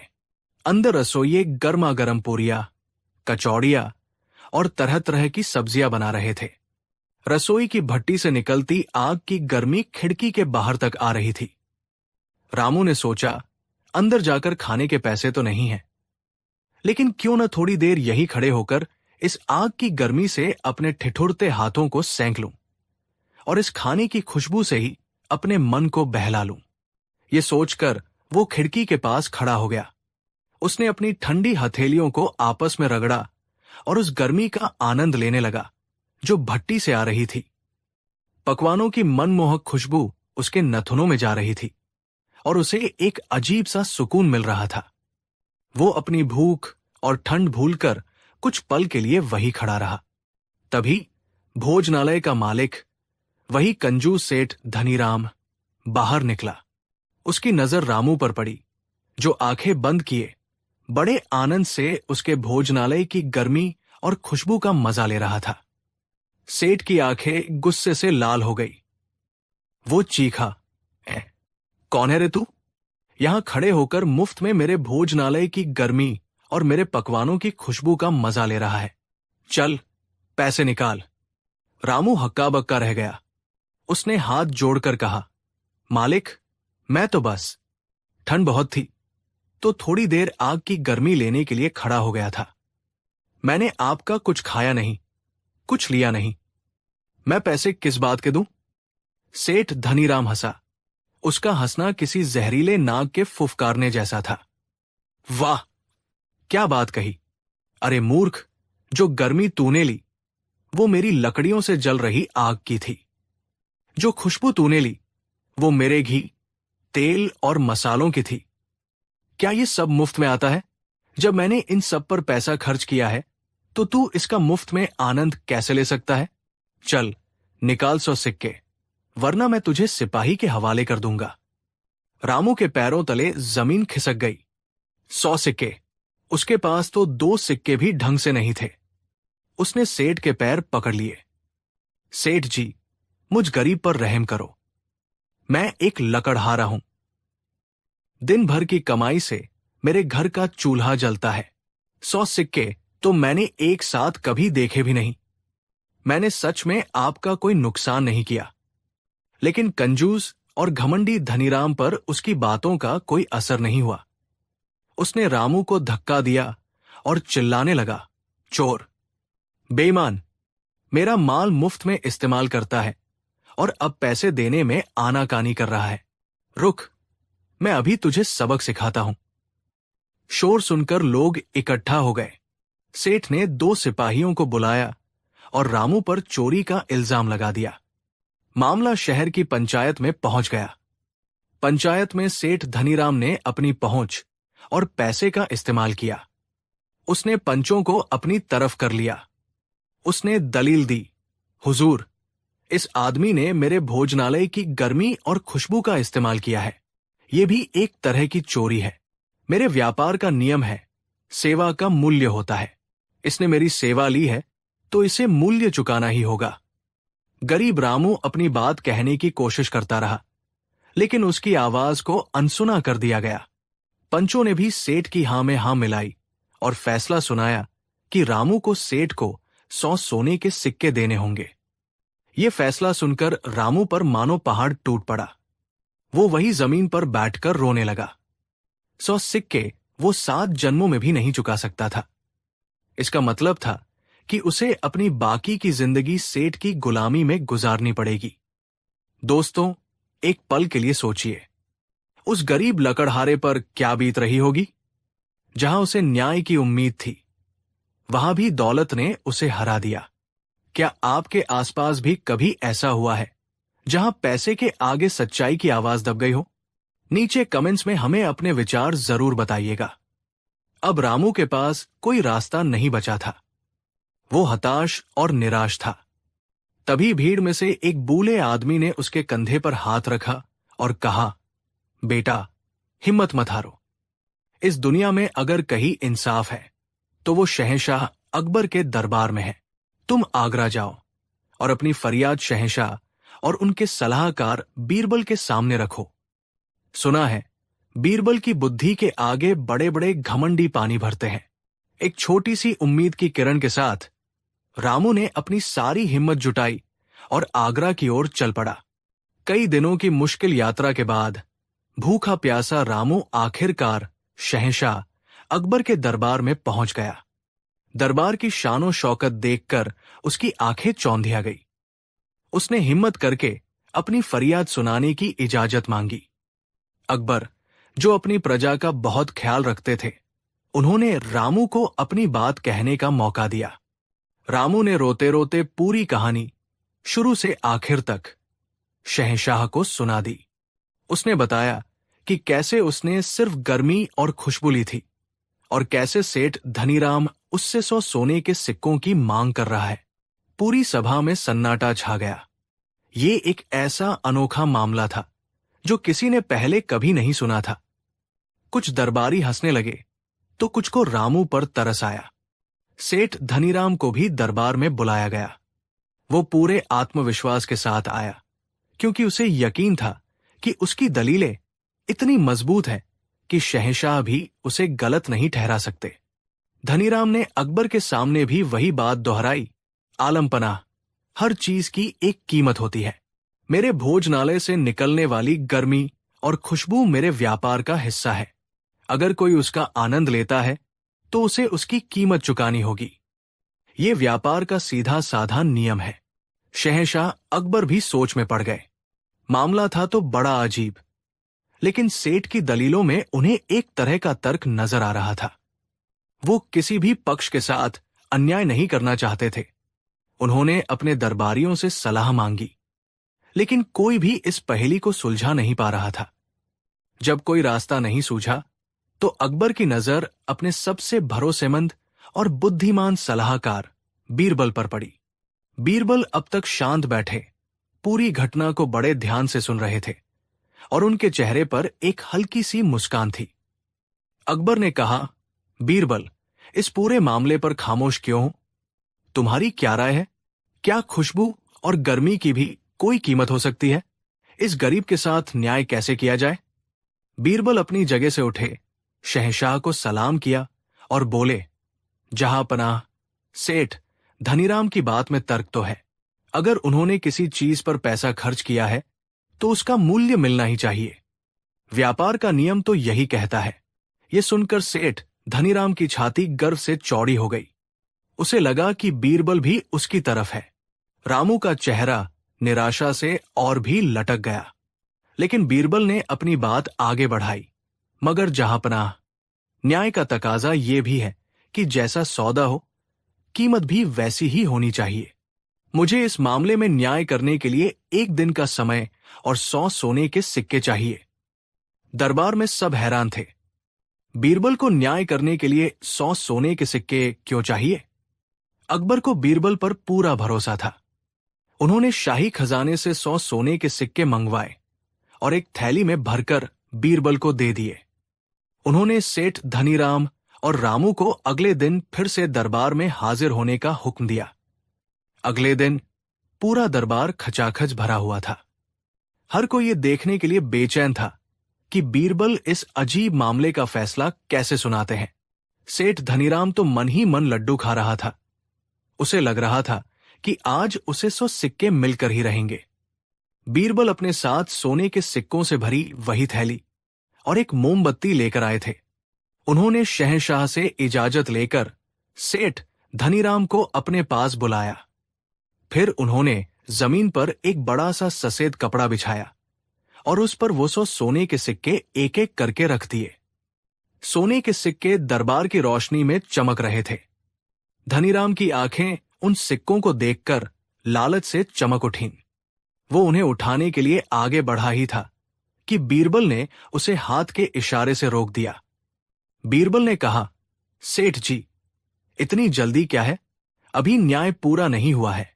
फिर बीरबल ने उन सिक्कों के पास एक मोमबत्ती जलाई। मोमबत्ती की रोशनी में हर सिक्के की एक परछाई उस सफेद कपड़े पर बनने लगी।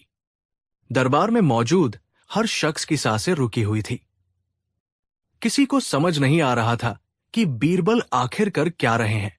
बीरबल सेठ धनीराम की ओर मुड़े और एक गंभीर आवाज में बोले, सेठ धनीराम, इस गरीब लकड़हारे रामू ने तुम्हारे भोजनालय से क्या लिया था? सेठ ने अकड़कर जवाब दिया, इसने मेरी आग की गर्मी और मेरे पकवानों की खुशबू ली थी। बीरबल ने सिर हिलाया, बहुत खूब। क्या इसने तुम्हारे खाने को छुआ? क्या इसने तुम्हारी लकड़ियों को उठाया? सेठ ने कहा, नहीं, छुआ तो नहीं, लेकिन बीरबल ने उसकी बात काट दी, बस, जब इसने तुम्हारी किसी ठोस चीज को नहीं लिया तो तुम उससे ठोस सिक्के कैसे ले सकते हो? इसने गर्मी महसूस की और खुशबू को सूंघा। ये दोनों ही चीजें ऐसी हैं जिन्हें पकड़ा नहीं जा सकता, सिर्फ महसूस किया जा सकता है। फिर बीरबल ने उन सिक्कों की परछाइयों की ओर इशारा करते हुए कहा, तो तुम्हारे इस अमूर्त सौदे का भुगतान भी अमूर्त ही होगा। इस लकड़हारे की तरफ से मैं तुम्हें इन 100 सोने के सिक्कों की परछाई देता हूं। जाओ और इन परछाइयों को उठा लो। यही तुम्हारी कीमत है। ये सुनते ही पूरे दरबार में ठहाके गूंज उठे। शहंशाह अकबर भी अपनी हंसी नहीं रोक पाए। सेठ धनीराम का चेहरा शर्म और गुस्से से लाल हो गया। उसे अपनी बेवकूफी का एहसास हो चुका था। वो समझ गया था कि बीरबल ने उसी के तर्क से उसे मात दे दी है। जैसे को तैसा, खुशबू और गर्मी के बदले सिक्कों की परछाई। धनीराम का सिर शर्म से झुक गया। वो कुछ बोल नहीं पाया। बीरबल ने आगे कहा, जहांपनाह, न्याय का सिद्धांत है कि जैसा कर्म हो वैसा ही फल मिलना चाहिए। इस लकड़हारे ने कोई भौतिक वस्तु नहीं चुराई, इसलिए इसे भौतिक दंड या जुर्माना नहीं दिया जा सकता। सेठ को उसके लालच और इस गरीब को परेशान करने का सबक मिल गया है। शहंशाह अकबर बीरबल के इस अनोखे और बुद्धिमानी भरे न्याय से बहुत प्रसन्न हुए। उन्होंने बीरबल की पीठ थपथपाई और कहा, वाह बीरबल, वाह! तुमने एक बार फिर साबित कर दिया कि तुम्हारी बुद्धि का कोई मुकाबला नहीं। तुमने दूध का दूध और पानी का पानी कर दिया। फिर अकबर ने सेठ धनीराम को कड़ी फटकार लगाई। उन्होंने उसे आदेश दिया कि अपनी इस हरकत के लिए वो रामू से माफी मांगे और हर्जाने के तौर पर उसे 100 असली सोने के सिक्के दे। इसके बाद अकबर ने रामू को अपने पास बुलाया। उन्होंने शाही खजाने से रामू को अतिरिक्त इनाम दिया ताकि वह अपना जीवन आराम से गुजार सके। रामू की आंखों में खुशी के आंसू थे। उसने बीरबल और शहंशाह अकबर का लाख लाख शुक्रिया अदा किया। आज उसे विश्वास हो गया था कि दुनिया में न्याय जिंदा है, बस उसे सही जगह पर तलाशने की जरूरत है। और उस दिन के बाद उस कहानी का नाम पड़ गया न्याय की मोमबत्ती। एक ऐसी मोमबत्ती जिसकी रोशनी ने सोने के सिक्कों की परछाई तो बनाई, लेकिन न्याय का एक ऐसा सूरज उगाया जो आज तक लोगों को प्रेरणा देता है। तो दोस्तों, ये थी बीरबल की चतुराई और न्याय की कहानी। इस कहानी से हमें ये सीख मिलती है कि लालच और घमंड का सिर हमेशा नीचा होता है और सच्ची बुद्धि वह है जो सिर्फ जटिल समस्याओं को ही नहीं सुलझाती, बल्कि गरीबों और मजलूमों के चेहरों पर मुस्कान भी लाती है। बीरबल ने हमें सिखाया कि न्याय हमेशा सीधा और सरल नहीं होता। कभी कभी न्याय करने के लिए आपको लीक से हटकर सोचना पड़ता है। आपको बीरबल का ये अनोखा न्याय कैसा लगा? क्या आपके पास भी कोई ऐसी कहानी है जहां बुद्धि ने ताकत को हराया हो? हमें कमेंट सेक्शन में जरूर बताइएगा। हमें आपके विचार पढ़ना बहुत अच्छा लगता है। कहानी 5। ये उन दिनों की बात है जब मुगल सल्तनत अपनी बुलंदियों पर थी, लेकिन शहंशाह अकबर का मन कुछ अशांत था। हाल ही में उनके एक बहुत भरोसेमंद सूबेदार ने पड़ोसी राज्य से मिलकर बगावत कर दी थी। हालांकि बगावत को कुचल दिया गया था, लेकिन इस घटना ने शहंशाह के मन में एक गहरा घाव छोड़ दिया था। जिस सूबेदार को उन्होंने अपने बेटे की तरह माना, जिसे मान सम्मान और दौलत से नवाजा, उसी ने उनकी पीठ में छुरा घोंप दिया था। इस धोखे ने अकबर को अंदर तक हिला दिया था। अब वो हर किसी को शक की नजर से देखने लगे थे। उन्हें अपने आसपास मौजूद हर चेहरे के पीछे एक मुखौटा नजर आता था। जो दरबारी उनके सामने झुककर सलाम करते थे, उन्हें लगता था कि वे पीठ पीछे साजिशें रचते होंगे। जो सेनापति उनकी शान में कसीदे पढ़ते थे, उन्हें लगता था कि वे मौके की तलाश में होंगे। एक शाम वो अपने खास दीवाने खास में अकेले बैठे थे। उनके मन में विचारों का तूफान चल रहा था। कौन मेरा अपना है, कौन पराया? किसकी मुस्कान सच्ची है और किसकी झूठी? इस सल्तनत में, इस महल में मेरे लिए अपनी जान दे कौन सकता है? तभी बीरबल ने कक्ष में प्रवेश किया। उन्होंने शहंशाह के चेहरे पर चिंता की लकीरें देखी और समझ गए कि मामला गंभीर है। आलम पनाह, आप किस गहरी सोच में डूबे हैं? ऐसी कौन सी उलझन है जो हिंदुस्तान के शहंशाह को परेशान कर रही है? बीरबल ने विनम्रता से पूछा। अकबर ने एक ठंडी सांस ली और अपनी वेदना व्यक्त की। बीरबल, हमें आज अपनी ही सल्तनत में खुद को अकेला महसूस हो रहा है। हमें समझ नहीं आ रहा कि किस पर भरोसा करें और किस पर नहीं। हर तरफ चापलूस और मौकापरस्त लोग नजर आते हैं। हम बस ये जानना चाहते हैं कि इस विशाल राज्य में कोई एक तो ऐसा होगा जो हमसे, यानी जलालुद्दीन मोहम्मद अकबर से नहीं, बल्कि हमारे तर्ज से, हमारी दौलत से नहीं, सिर्फ हमसे वफादारी रखता हो। उन्होंने बीरबल की आंखों में सीधे देखते हुए वो सवाल पूछा जिसने इस कहानी को जन्म दिया। बीरबल, तुम हमें बताओ, हमारी सल्तनत में हमारा सबसे बड़ा वफादार कौन है? ये सवाल जितना सीधा था उतना ही खतरनाक भी। अगर बीरबल किसी एक मंत्री या सेनापति का नाम लेते तो बाकी सब उनके दुश्मन बन जाते। अगर वो कहते कि मैं आपका सबसे वफादार हूं, तो ये आत्म प्रशंसा और चापलूसी लगती। और अगर वो कहते कि कोई वफादार नहीं है, तो ये शहंशाह की तौहीन होती। बीरबल ने एक पल के लिए सोचा। उन्होंने कहा, जहां पनाह, वफादारी कोई वस्तु नहीं जिसे बाजार में तौला जा सके। ये एक एहसास है, एक भावना है जिसे सिर्फ मुश्किल वक्त में ही परखा जा सकता है। अकबर ने अधीर होकर कहा, हम ये सब नहीं सुनना चाहते बीरबल। हमें जवाब चाहिए, हमें एक नाम चाहिए। हम उस इंसान से मिलना चाहते हैं, उसे अपनी आंखों से देखना चाहते हैं। बीरबल समझ गए कि शहंशाह को तर्कों से नहीं, बल्कि सबूत से ही शांत किया जा सकता है। उन्होंने सिर झुकाया और कहा, ठीक है आलमपना, मुझे आपके इस सवाल का जवाब ढूंढने के लिए 40 दिन का समय और कुछ अधिकार चाहिए। मैं वादा करता हूं कि 40वें दिन मैं आपके सबसे वफादार शख्स को आपके सामने पेश करूंगा। अकबर मान गए। उन्होंने बीरबल को पूरी छूट दे दी। बीरबल के दुश्मनों ने सोचा कि ये एक और मौका है जब बीरबल कोई न कोई गलती करेंगे और शहंशाह की नजरों से उतर जाएंगे, क्योंकि सबसे वफादार को ढूंढना तो भूसे के ढेर में सुई खोजने जैसा था। अगले दिन से ही बीरबल ने अपनी योजना पर काम करना शुरू कर दिया। उनकी योजना बड़ी अजीब और रहस्यमयी थी। सबसे पहले उन्होंने शहंशाह के सबसे प्यारे और वफादार कुत्ते शेरू को अपने साथ ले लिया। शेरू एक शानदार शिकारी कुत्ता था जो बचपन से ही अकबर के साथ रहा था। अकबर उसे अपनी जान से भी ज्यादा चाहते थे। वो उनके बिना एक पल नहीं रहता था। बीरबल शेरू को लेकर शहर के बाहर एक सुनसान हवेली में चले गए। उन्होंने उस कुत्ते को एक आरामदायक कमरे में रखा, लेकिन उसे खाना देना बिल्कुल कम कर दिया। उसे दिन में बस इतना ही दिया जाता कि वो जिंदा रह सके। भूखा शेरू दिन रात भौंकता रहता, लेकिन बीरबल टस से मस नहीं हुए। इसके बाद बीरबल ने एक दूसरा काम किया। उन्होंने शहंशाह के नाम से एक झूठा फरमान जारी करवाया और उसकी प्रतियां सल्तनत के हर कोने में, हर सूबेदार, हर मंत्री और हर अमीर दरबारी के पास भिजवाई। उस फरमान में लिखा था, शहंशाह जलालुद्दीन मोहम्मद अकबर एक गंभीर और लाइलाज बीमारी से ग्रस्त हो गए हैं। शाही हकीमों ने जवाब दे दिया है और उनका कहना है कि शहंशाह के पास अब बस कुछ ही हफ्तों का समय बचा है।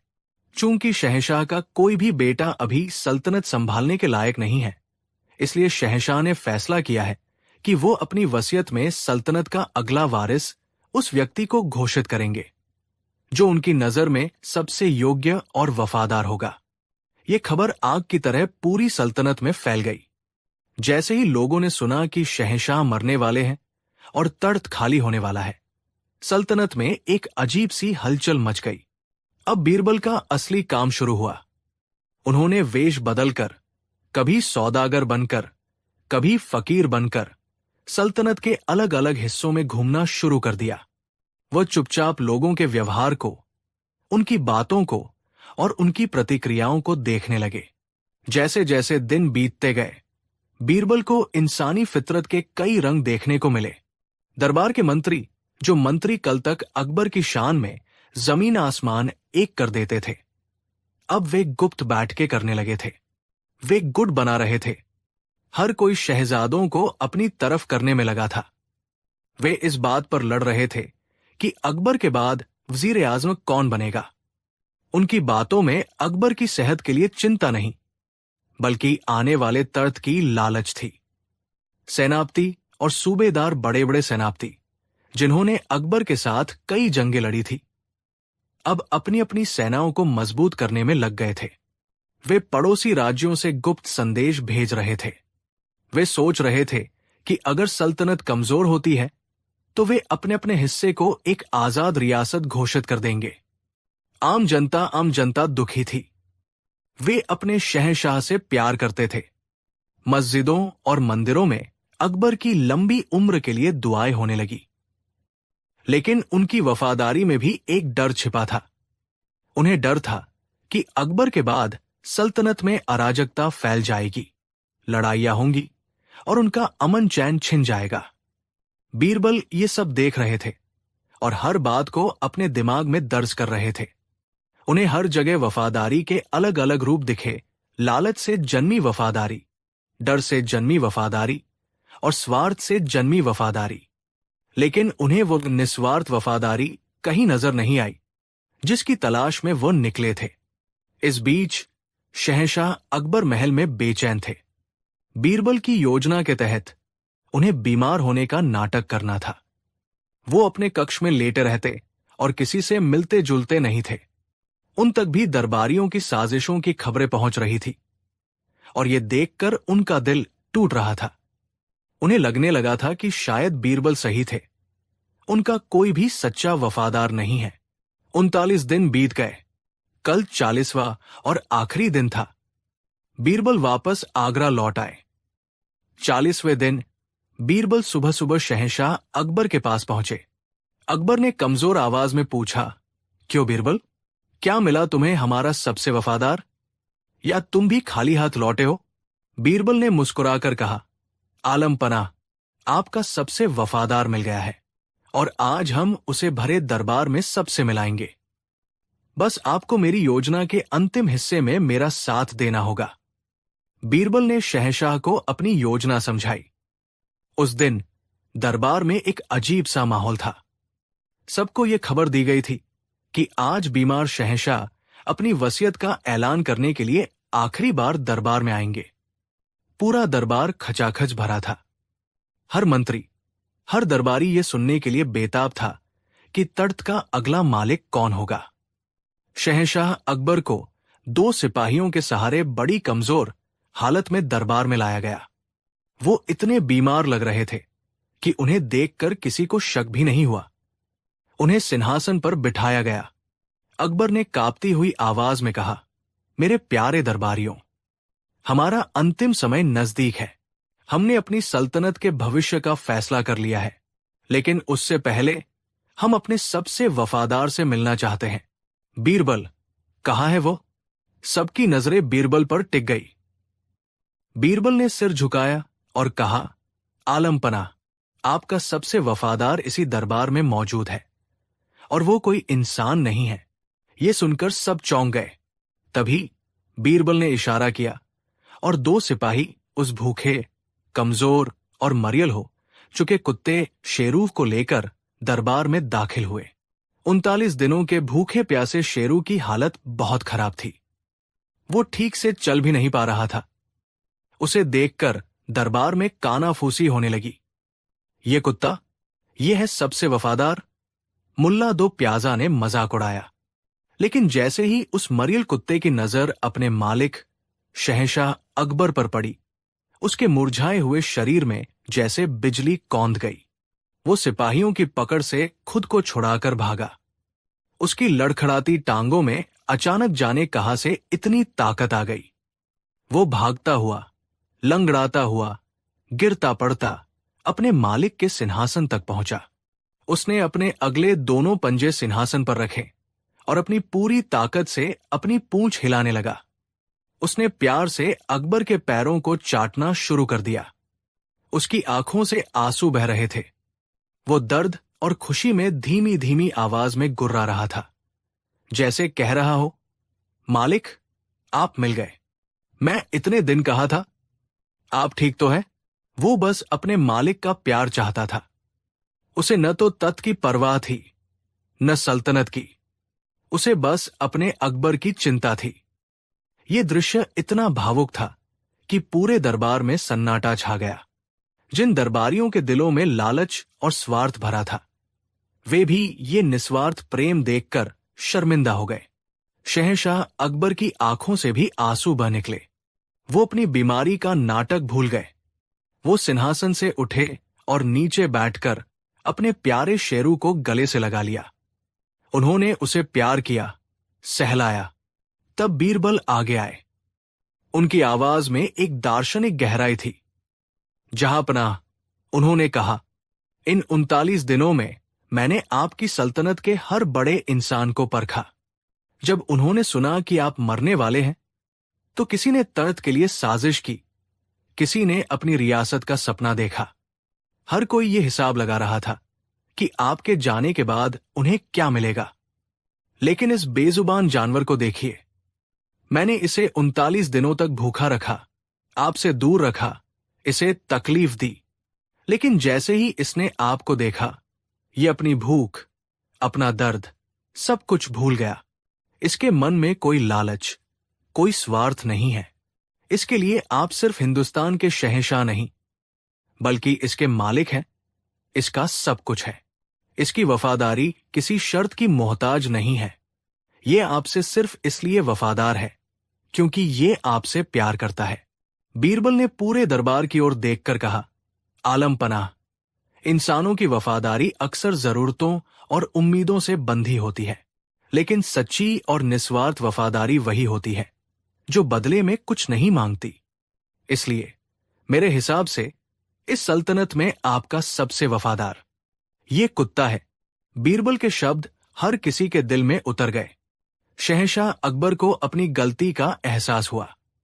वो समझ गए थे कि उन्होंने वफादारी को गलत पैमाने पर तौलने की कोशिश की थी। उस दिन के बाद शहंशाह अकबर का नजरिया बदल गया। उन्होंने उन सभी मंत्रियों और सूबेदारों को माफ कर दिया जिन्होंने साजिश करने की कोशिश की थी, लेकिन उन्हें उनकी सही जगह दिखा दी। उन्होंने ये समझ लिया था कि सल्तनत को चलाने के लिए हर तरह के लोगों की जरूरत पड़ती है, लेकिन दिल के रिश्ते किसी पद या दौलत से नहीं बनते।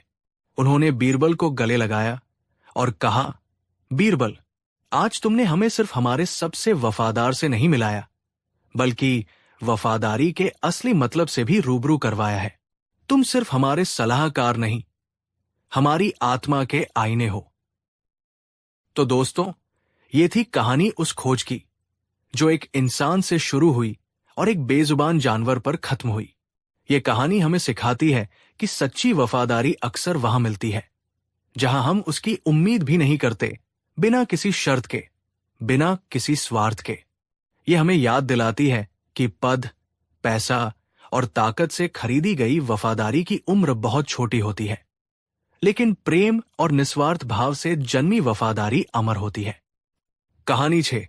ये उन दिनों की बात है जब शहंशाह अकबर का दरबार न केवल न्याय और राजनीति का केंद्र था, बल्कि कला और सौंदर्य का भी संगम था।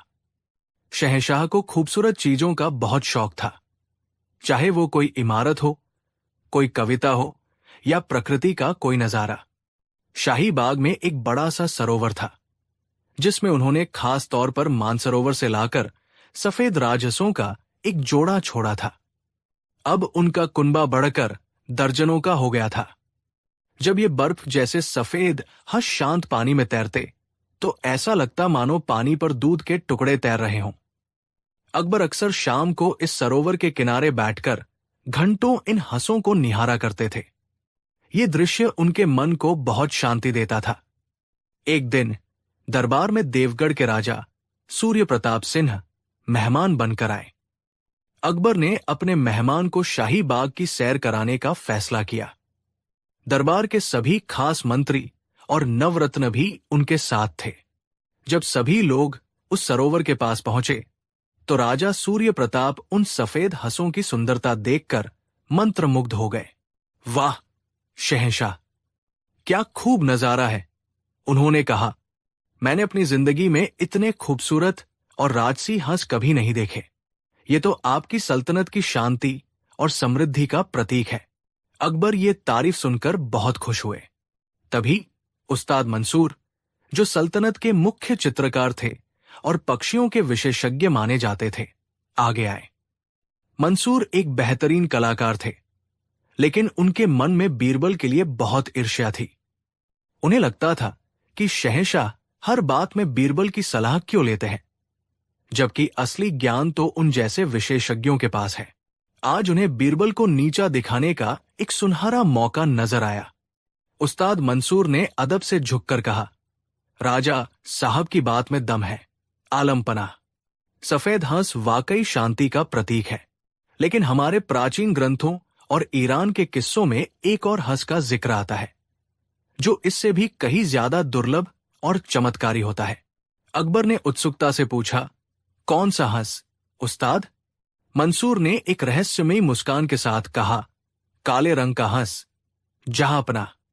एक ऐसा हंस जिसका हर पंख अमावस की रात की तरह काला हो, जिसकी आंखें माणिक की तरह चमकती हों और जिसकी आवाज में वीणा का संगीत हो। कहते हैं ये काला हंस हर किसी को नजर नहीं आता। ये केवल उसी बादशाह के राज्य में प्रकट होता है जिसका राजपाट पुण्य और नेकी की नींव पर खड़ा हो। इसका दिखना सल्तनत के लिए सौभाग्य का सबसे बड़ा संकेत माना जाता है। ये सुनकर राजा सूर्य प्रताप और भी प्रभावित हुए। अरे, ये तो बड़ी अद्भुत बात है। क्या आपकी सल्तनत में ऐसा कोई काला हंस है शहंशाह? अब अकबर के लिए ये उनकी शान का सवाल बन गया था। मंसूर ने बड़ी चालाकी से काले हंस को सल्तनत की नेकी और अकबर के गौरव से जोड़ दिया था। अकबर को लगा कि अगर उनकी सल्तनत में काला हंस नहीं है तो मेहमान राजा के सामने उनकी इज्जत कम हो जाएगी। उनकी नजर दरबार में शांत खड़े बीरबल पर पड़ी। बीरबल के चेहरे पर एक हल्की सी मुस्कान थी, मानो वो मंसूर की चाल को समझ गए हों। अकबर ने एक शाही अंदाज में कहा, क्यों नहीं, हमारी सल्तनत में भला किस चीज की कमी है? अगर ऐसा कोई हंस दुनिया में है तो वो यकीनन हमारे राज्य में भी होगा। फिर वो सीधे बीरबल की ओर मुड़े। बीरबल, ये जिम्मेदारी हम तुम्हें सौंपते हैं। हमें 1 महीने के अंदर वो काले रंग का हंस चाहिए। उसे ढूंढकर लाओ और दरबार में पेश करो। याद रहे, अगर तुम नाकाम रहे तो ये माना जाएगा कि हमारी सल्तनत में उतनी नेकी नहीं है और इसका अंजाम अच्छा नहीं होगा। ये हुक्म एक तीर की तरह था। बीरबल के दुश्मन, जिनमें मंसूर और मुल्ला 2 प्याजा शामिल थे, मन ही मन जश्न मनाने लगे। वे जानते थे कि काले रंग का हंस होता ही नहीं है, ये तो बस किस्से कहानियों की एक कल्पना है। उन्होंने सोचा, इस बार तो बीरबल फंस गए। 1 महीने बाद जब वो खाली हाथ लौटेंगे तो शहंशाह के गुस्से और अपमान से उन्हें कोई नहीं बचा पाएगा। बीरबल ने शहंशाह को देखा, फिर मंसूर की धूर्त आंखों में झांका। उन्होंने शांति से सिर झुकाया और कहा, जो हुक्म, जहांपना। मैं अपनी पूरी कोशिश करूंगा। दरबार में यह खबर आग की तरह फैल गई। हर कोई यही बात कर रहा था कि बीरबल अब क्या करेंगे। कुछ लोगों को उन पर दया आ रही थी तो कुछ उनकी बर्बादी का इंतजार कर रहे थे, लेकिन बीरबल के व्यवहार में कोई बेचैनी या चिंता नहीं थी। उन्होंने काले हंस को खोजने के लिए कोई फौज या जासूसों की टोली नहीं बनाई। उन्होंने किसी दूसरे राज्य में कोई संदेश नहीं भेजा। इसके बजाय उन्होंने कुछ बहुत ही अजीब काम किए। पहले हफ्ते उन्होंने सल्तनत के सभी धोबियों की एक सूची बनवाई। उन्होंने पता लगाया कि कौन सा धोबी सबसे अच्छा काम करता है और किसके पास सबसे बड़ा घाट है। दूसरे हफ्ते उन्होंने शाही खजाने से 100 सोने की मोहरें ली और शहर के सबसे अच्छे दर्जी को बुलवाया। उन्होंने उसे कुछ बहुत ही कीमती काले मखमल के थान दिए और उसे कुछ अजीबोगरीब निर्देश दिए, जिन्हें सुनकर दर्जी भी हैरान रह गया। तीसरे हफ्ते वो अपना ज्यादातर समय यमुना नदी के किनारे बिताने लगे। वो घंटों शांत बैठकर नदी के बहाव को, मछुआरों को और घाट पर कपड़े धोते धोबियों को देखते रहते। बीरबल के दुश्मन ये सब देखकर और भी खुश हो रहे थे। मुल्ला 2 प्याजा ने अकबर से कहा, देखिए जहांपना, मैंने तो पहले ही कहा था। बीरबल पागल हो गए हैं। काले हंस को खोजने के बजाय वो धोबियों और दर्जियों के साथ वक्त बर्बाद कर रहे हैं। वो बस आपका दिया हुआ 1 महीना टाल रहे हैं। अकबर का सब्र भी अब जवाब दे रहा था। उन्हें लगने लगा था कि शायद उन्होंने बीरबल को एक नामुमकिन काम देकर गलती कर दी है। आखिरकार एक महीने का आखिरी दिन आ पहुंचा। उस दिन सुबह से ही दरबार में गहमा गहमी थी। राजा सूर्य प्रताप को भी विशेष रूप से दरबार में आमंत्रित किया गया था, ताकि वो भी बीरबल की सफलता या असफलता के गवाह बन सके। उस्ताद मंसूर और उनके साथी अपनी सबसे अच्छी पोशाक पहनकर आए थे, जैसे किसी जश्न में शामिल होने आए हों। शहंशाह अकबर अपने सिंहासन पर बैठे थे। उनके चेहरे पर गुस्सा और बेचैनी साफ झलक रही थी। उन्होंने पूछा, बीरबल कहाँ है? क्या वो डरकर भाग गए? तभी एक दरबान ने आकर सूचना दी, आलम पनाह, मंत्री बीरबल दरबार में हाजिर होना चाहते हैं, लेकिन वो अकेले नहीं हैं। उन्होंने कहा है कि काले हंस को दरबार के अंदर नहीं लाया जा सकता। उसे देखने के लिए आपको और पूरे दरबार को यमुना के किनारे चलना होगा। ये सुनकर सब हैरान रह गए। क्या इसका मतलब बीरबल को सच में काला हंस मिल गया? मंसूर को यकीन नहीं हुआ। अकबर की उत्सुकता बढ़ गई। उन्होंने तुरंत पूरे दरबार को यमुना के किनारे चलने का आदेश दिया। यमुना नदी के किनारे एक खास घाट पर एक बड़ा सा सफेद शामियाना लगाया गया था। शामियाने के अंदर क्या था, ये किसी को नहीं दिख रहा था। पूरा शाही दरबार वहां इकट्ठा हो गया। सबकी नजरें उस शामियाने पर टिकी थी। कुछ देर बाद बीरबल शामियाने से बाहर आए। उनके कपड़े भीगे हुए थे और चेहरे पर थकान के साथ साथ एक अजीब सी गंभीरता थी। अकबर ने बेसब्री से पूछा, बीरबल, कहाँ है काला हंस? हमें और इंतजार मत कराओ। बीरबल ने सिर झुकाकर कहा, जहां पनाह, काला हंस मिल गया है और वो इसी शामियाने के अंदर है। वो वाकई वैसा ही है जैसा उस्ताद मंसूर ने बताया था, अद्भुत, चमत्कारी और दिव्य। ये सुनकर मंसूर का चेहरा पीला पड़ गया। उसे अपने कानों पर विश्वास नहीं हो रहा था। लेकिन बीरबल ने अपनी बात जारी रखी, पर आलम पनाह, जैसा कि कहा गया है, ये कोई साधारण हंस नहीं है। इसकी कुछ शर्तें हैं। ये हर किसी को अपना दर्शन नहीं देता। कैसी शर्तें? अकबर ने पूछा। बीरबल ने कहा, इस काले हंस की पहली और आखिरी शर्त यह है कि इसे केवल वही व्यक्ति देख सकता है जिसने अपनी जिंदगी में कभी कोई पाप न किया हो, कभी झूठ न बोला हो और जिसके मन में किसी के लिए कोई ईर्ष्या या कपट न हो। यह सुनकर दरबार में एक अजीब सी खामोशी छा गई।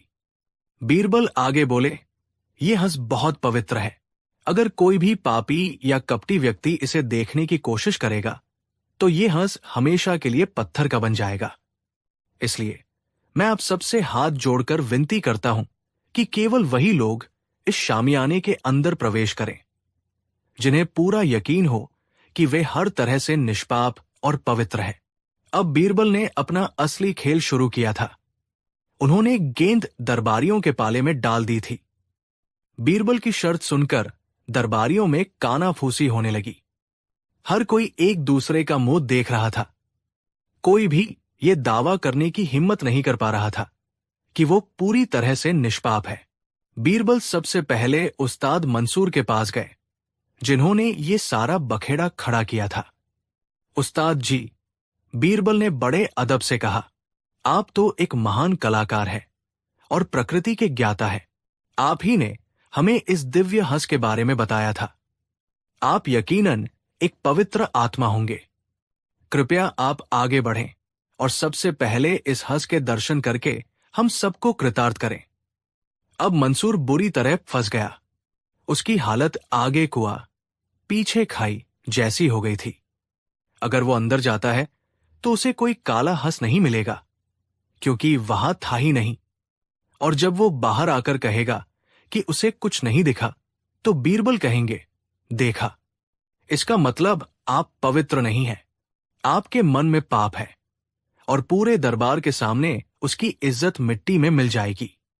और अगर वो अंदर जाने से मना कर देता है तो वो खुद ही ये मान लेगा कि वो एक पापी और कपटी इंसान है। मंसूर का चेहरा पसीने से भीग गया। वो हकलाते हुए बोला, नहीं, नहीं बीरबल जी, मैं कैसे जा सकता हूं? मैं तो एक मामूली इंसान हूं। मुझसे जाने अनजाने में कई गलतियां हुई होंगी। ये सौभाग्य तो शहंशाह सलामत को मिलना चाहिए।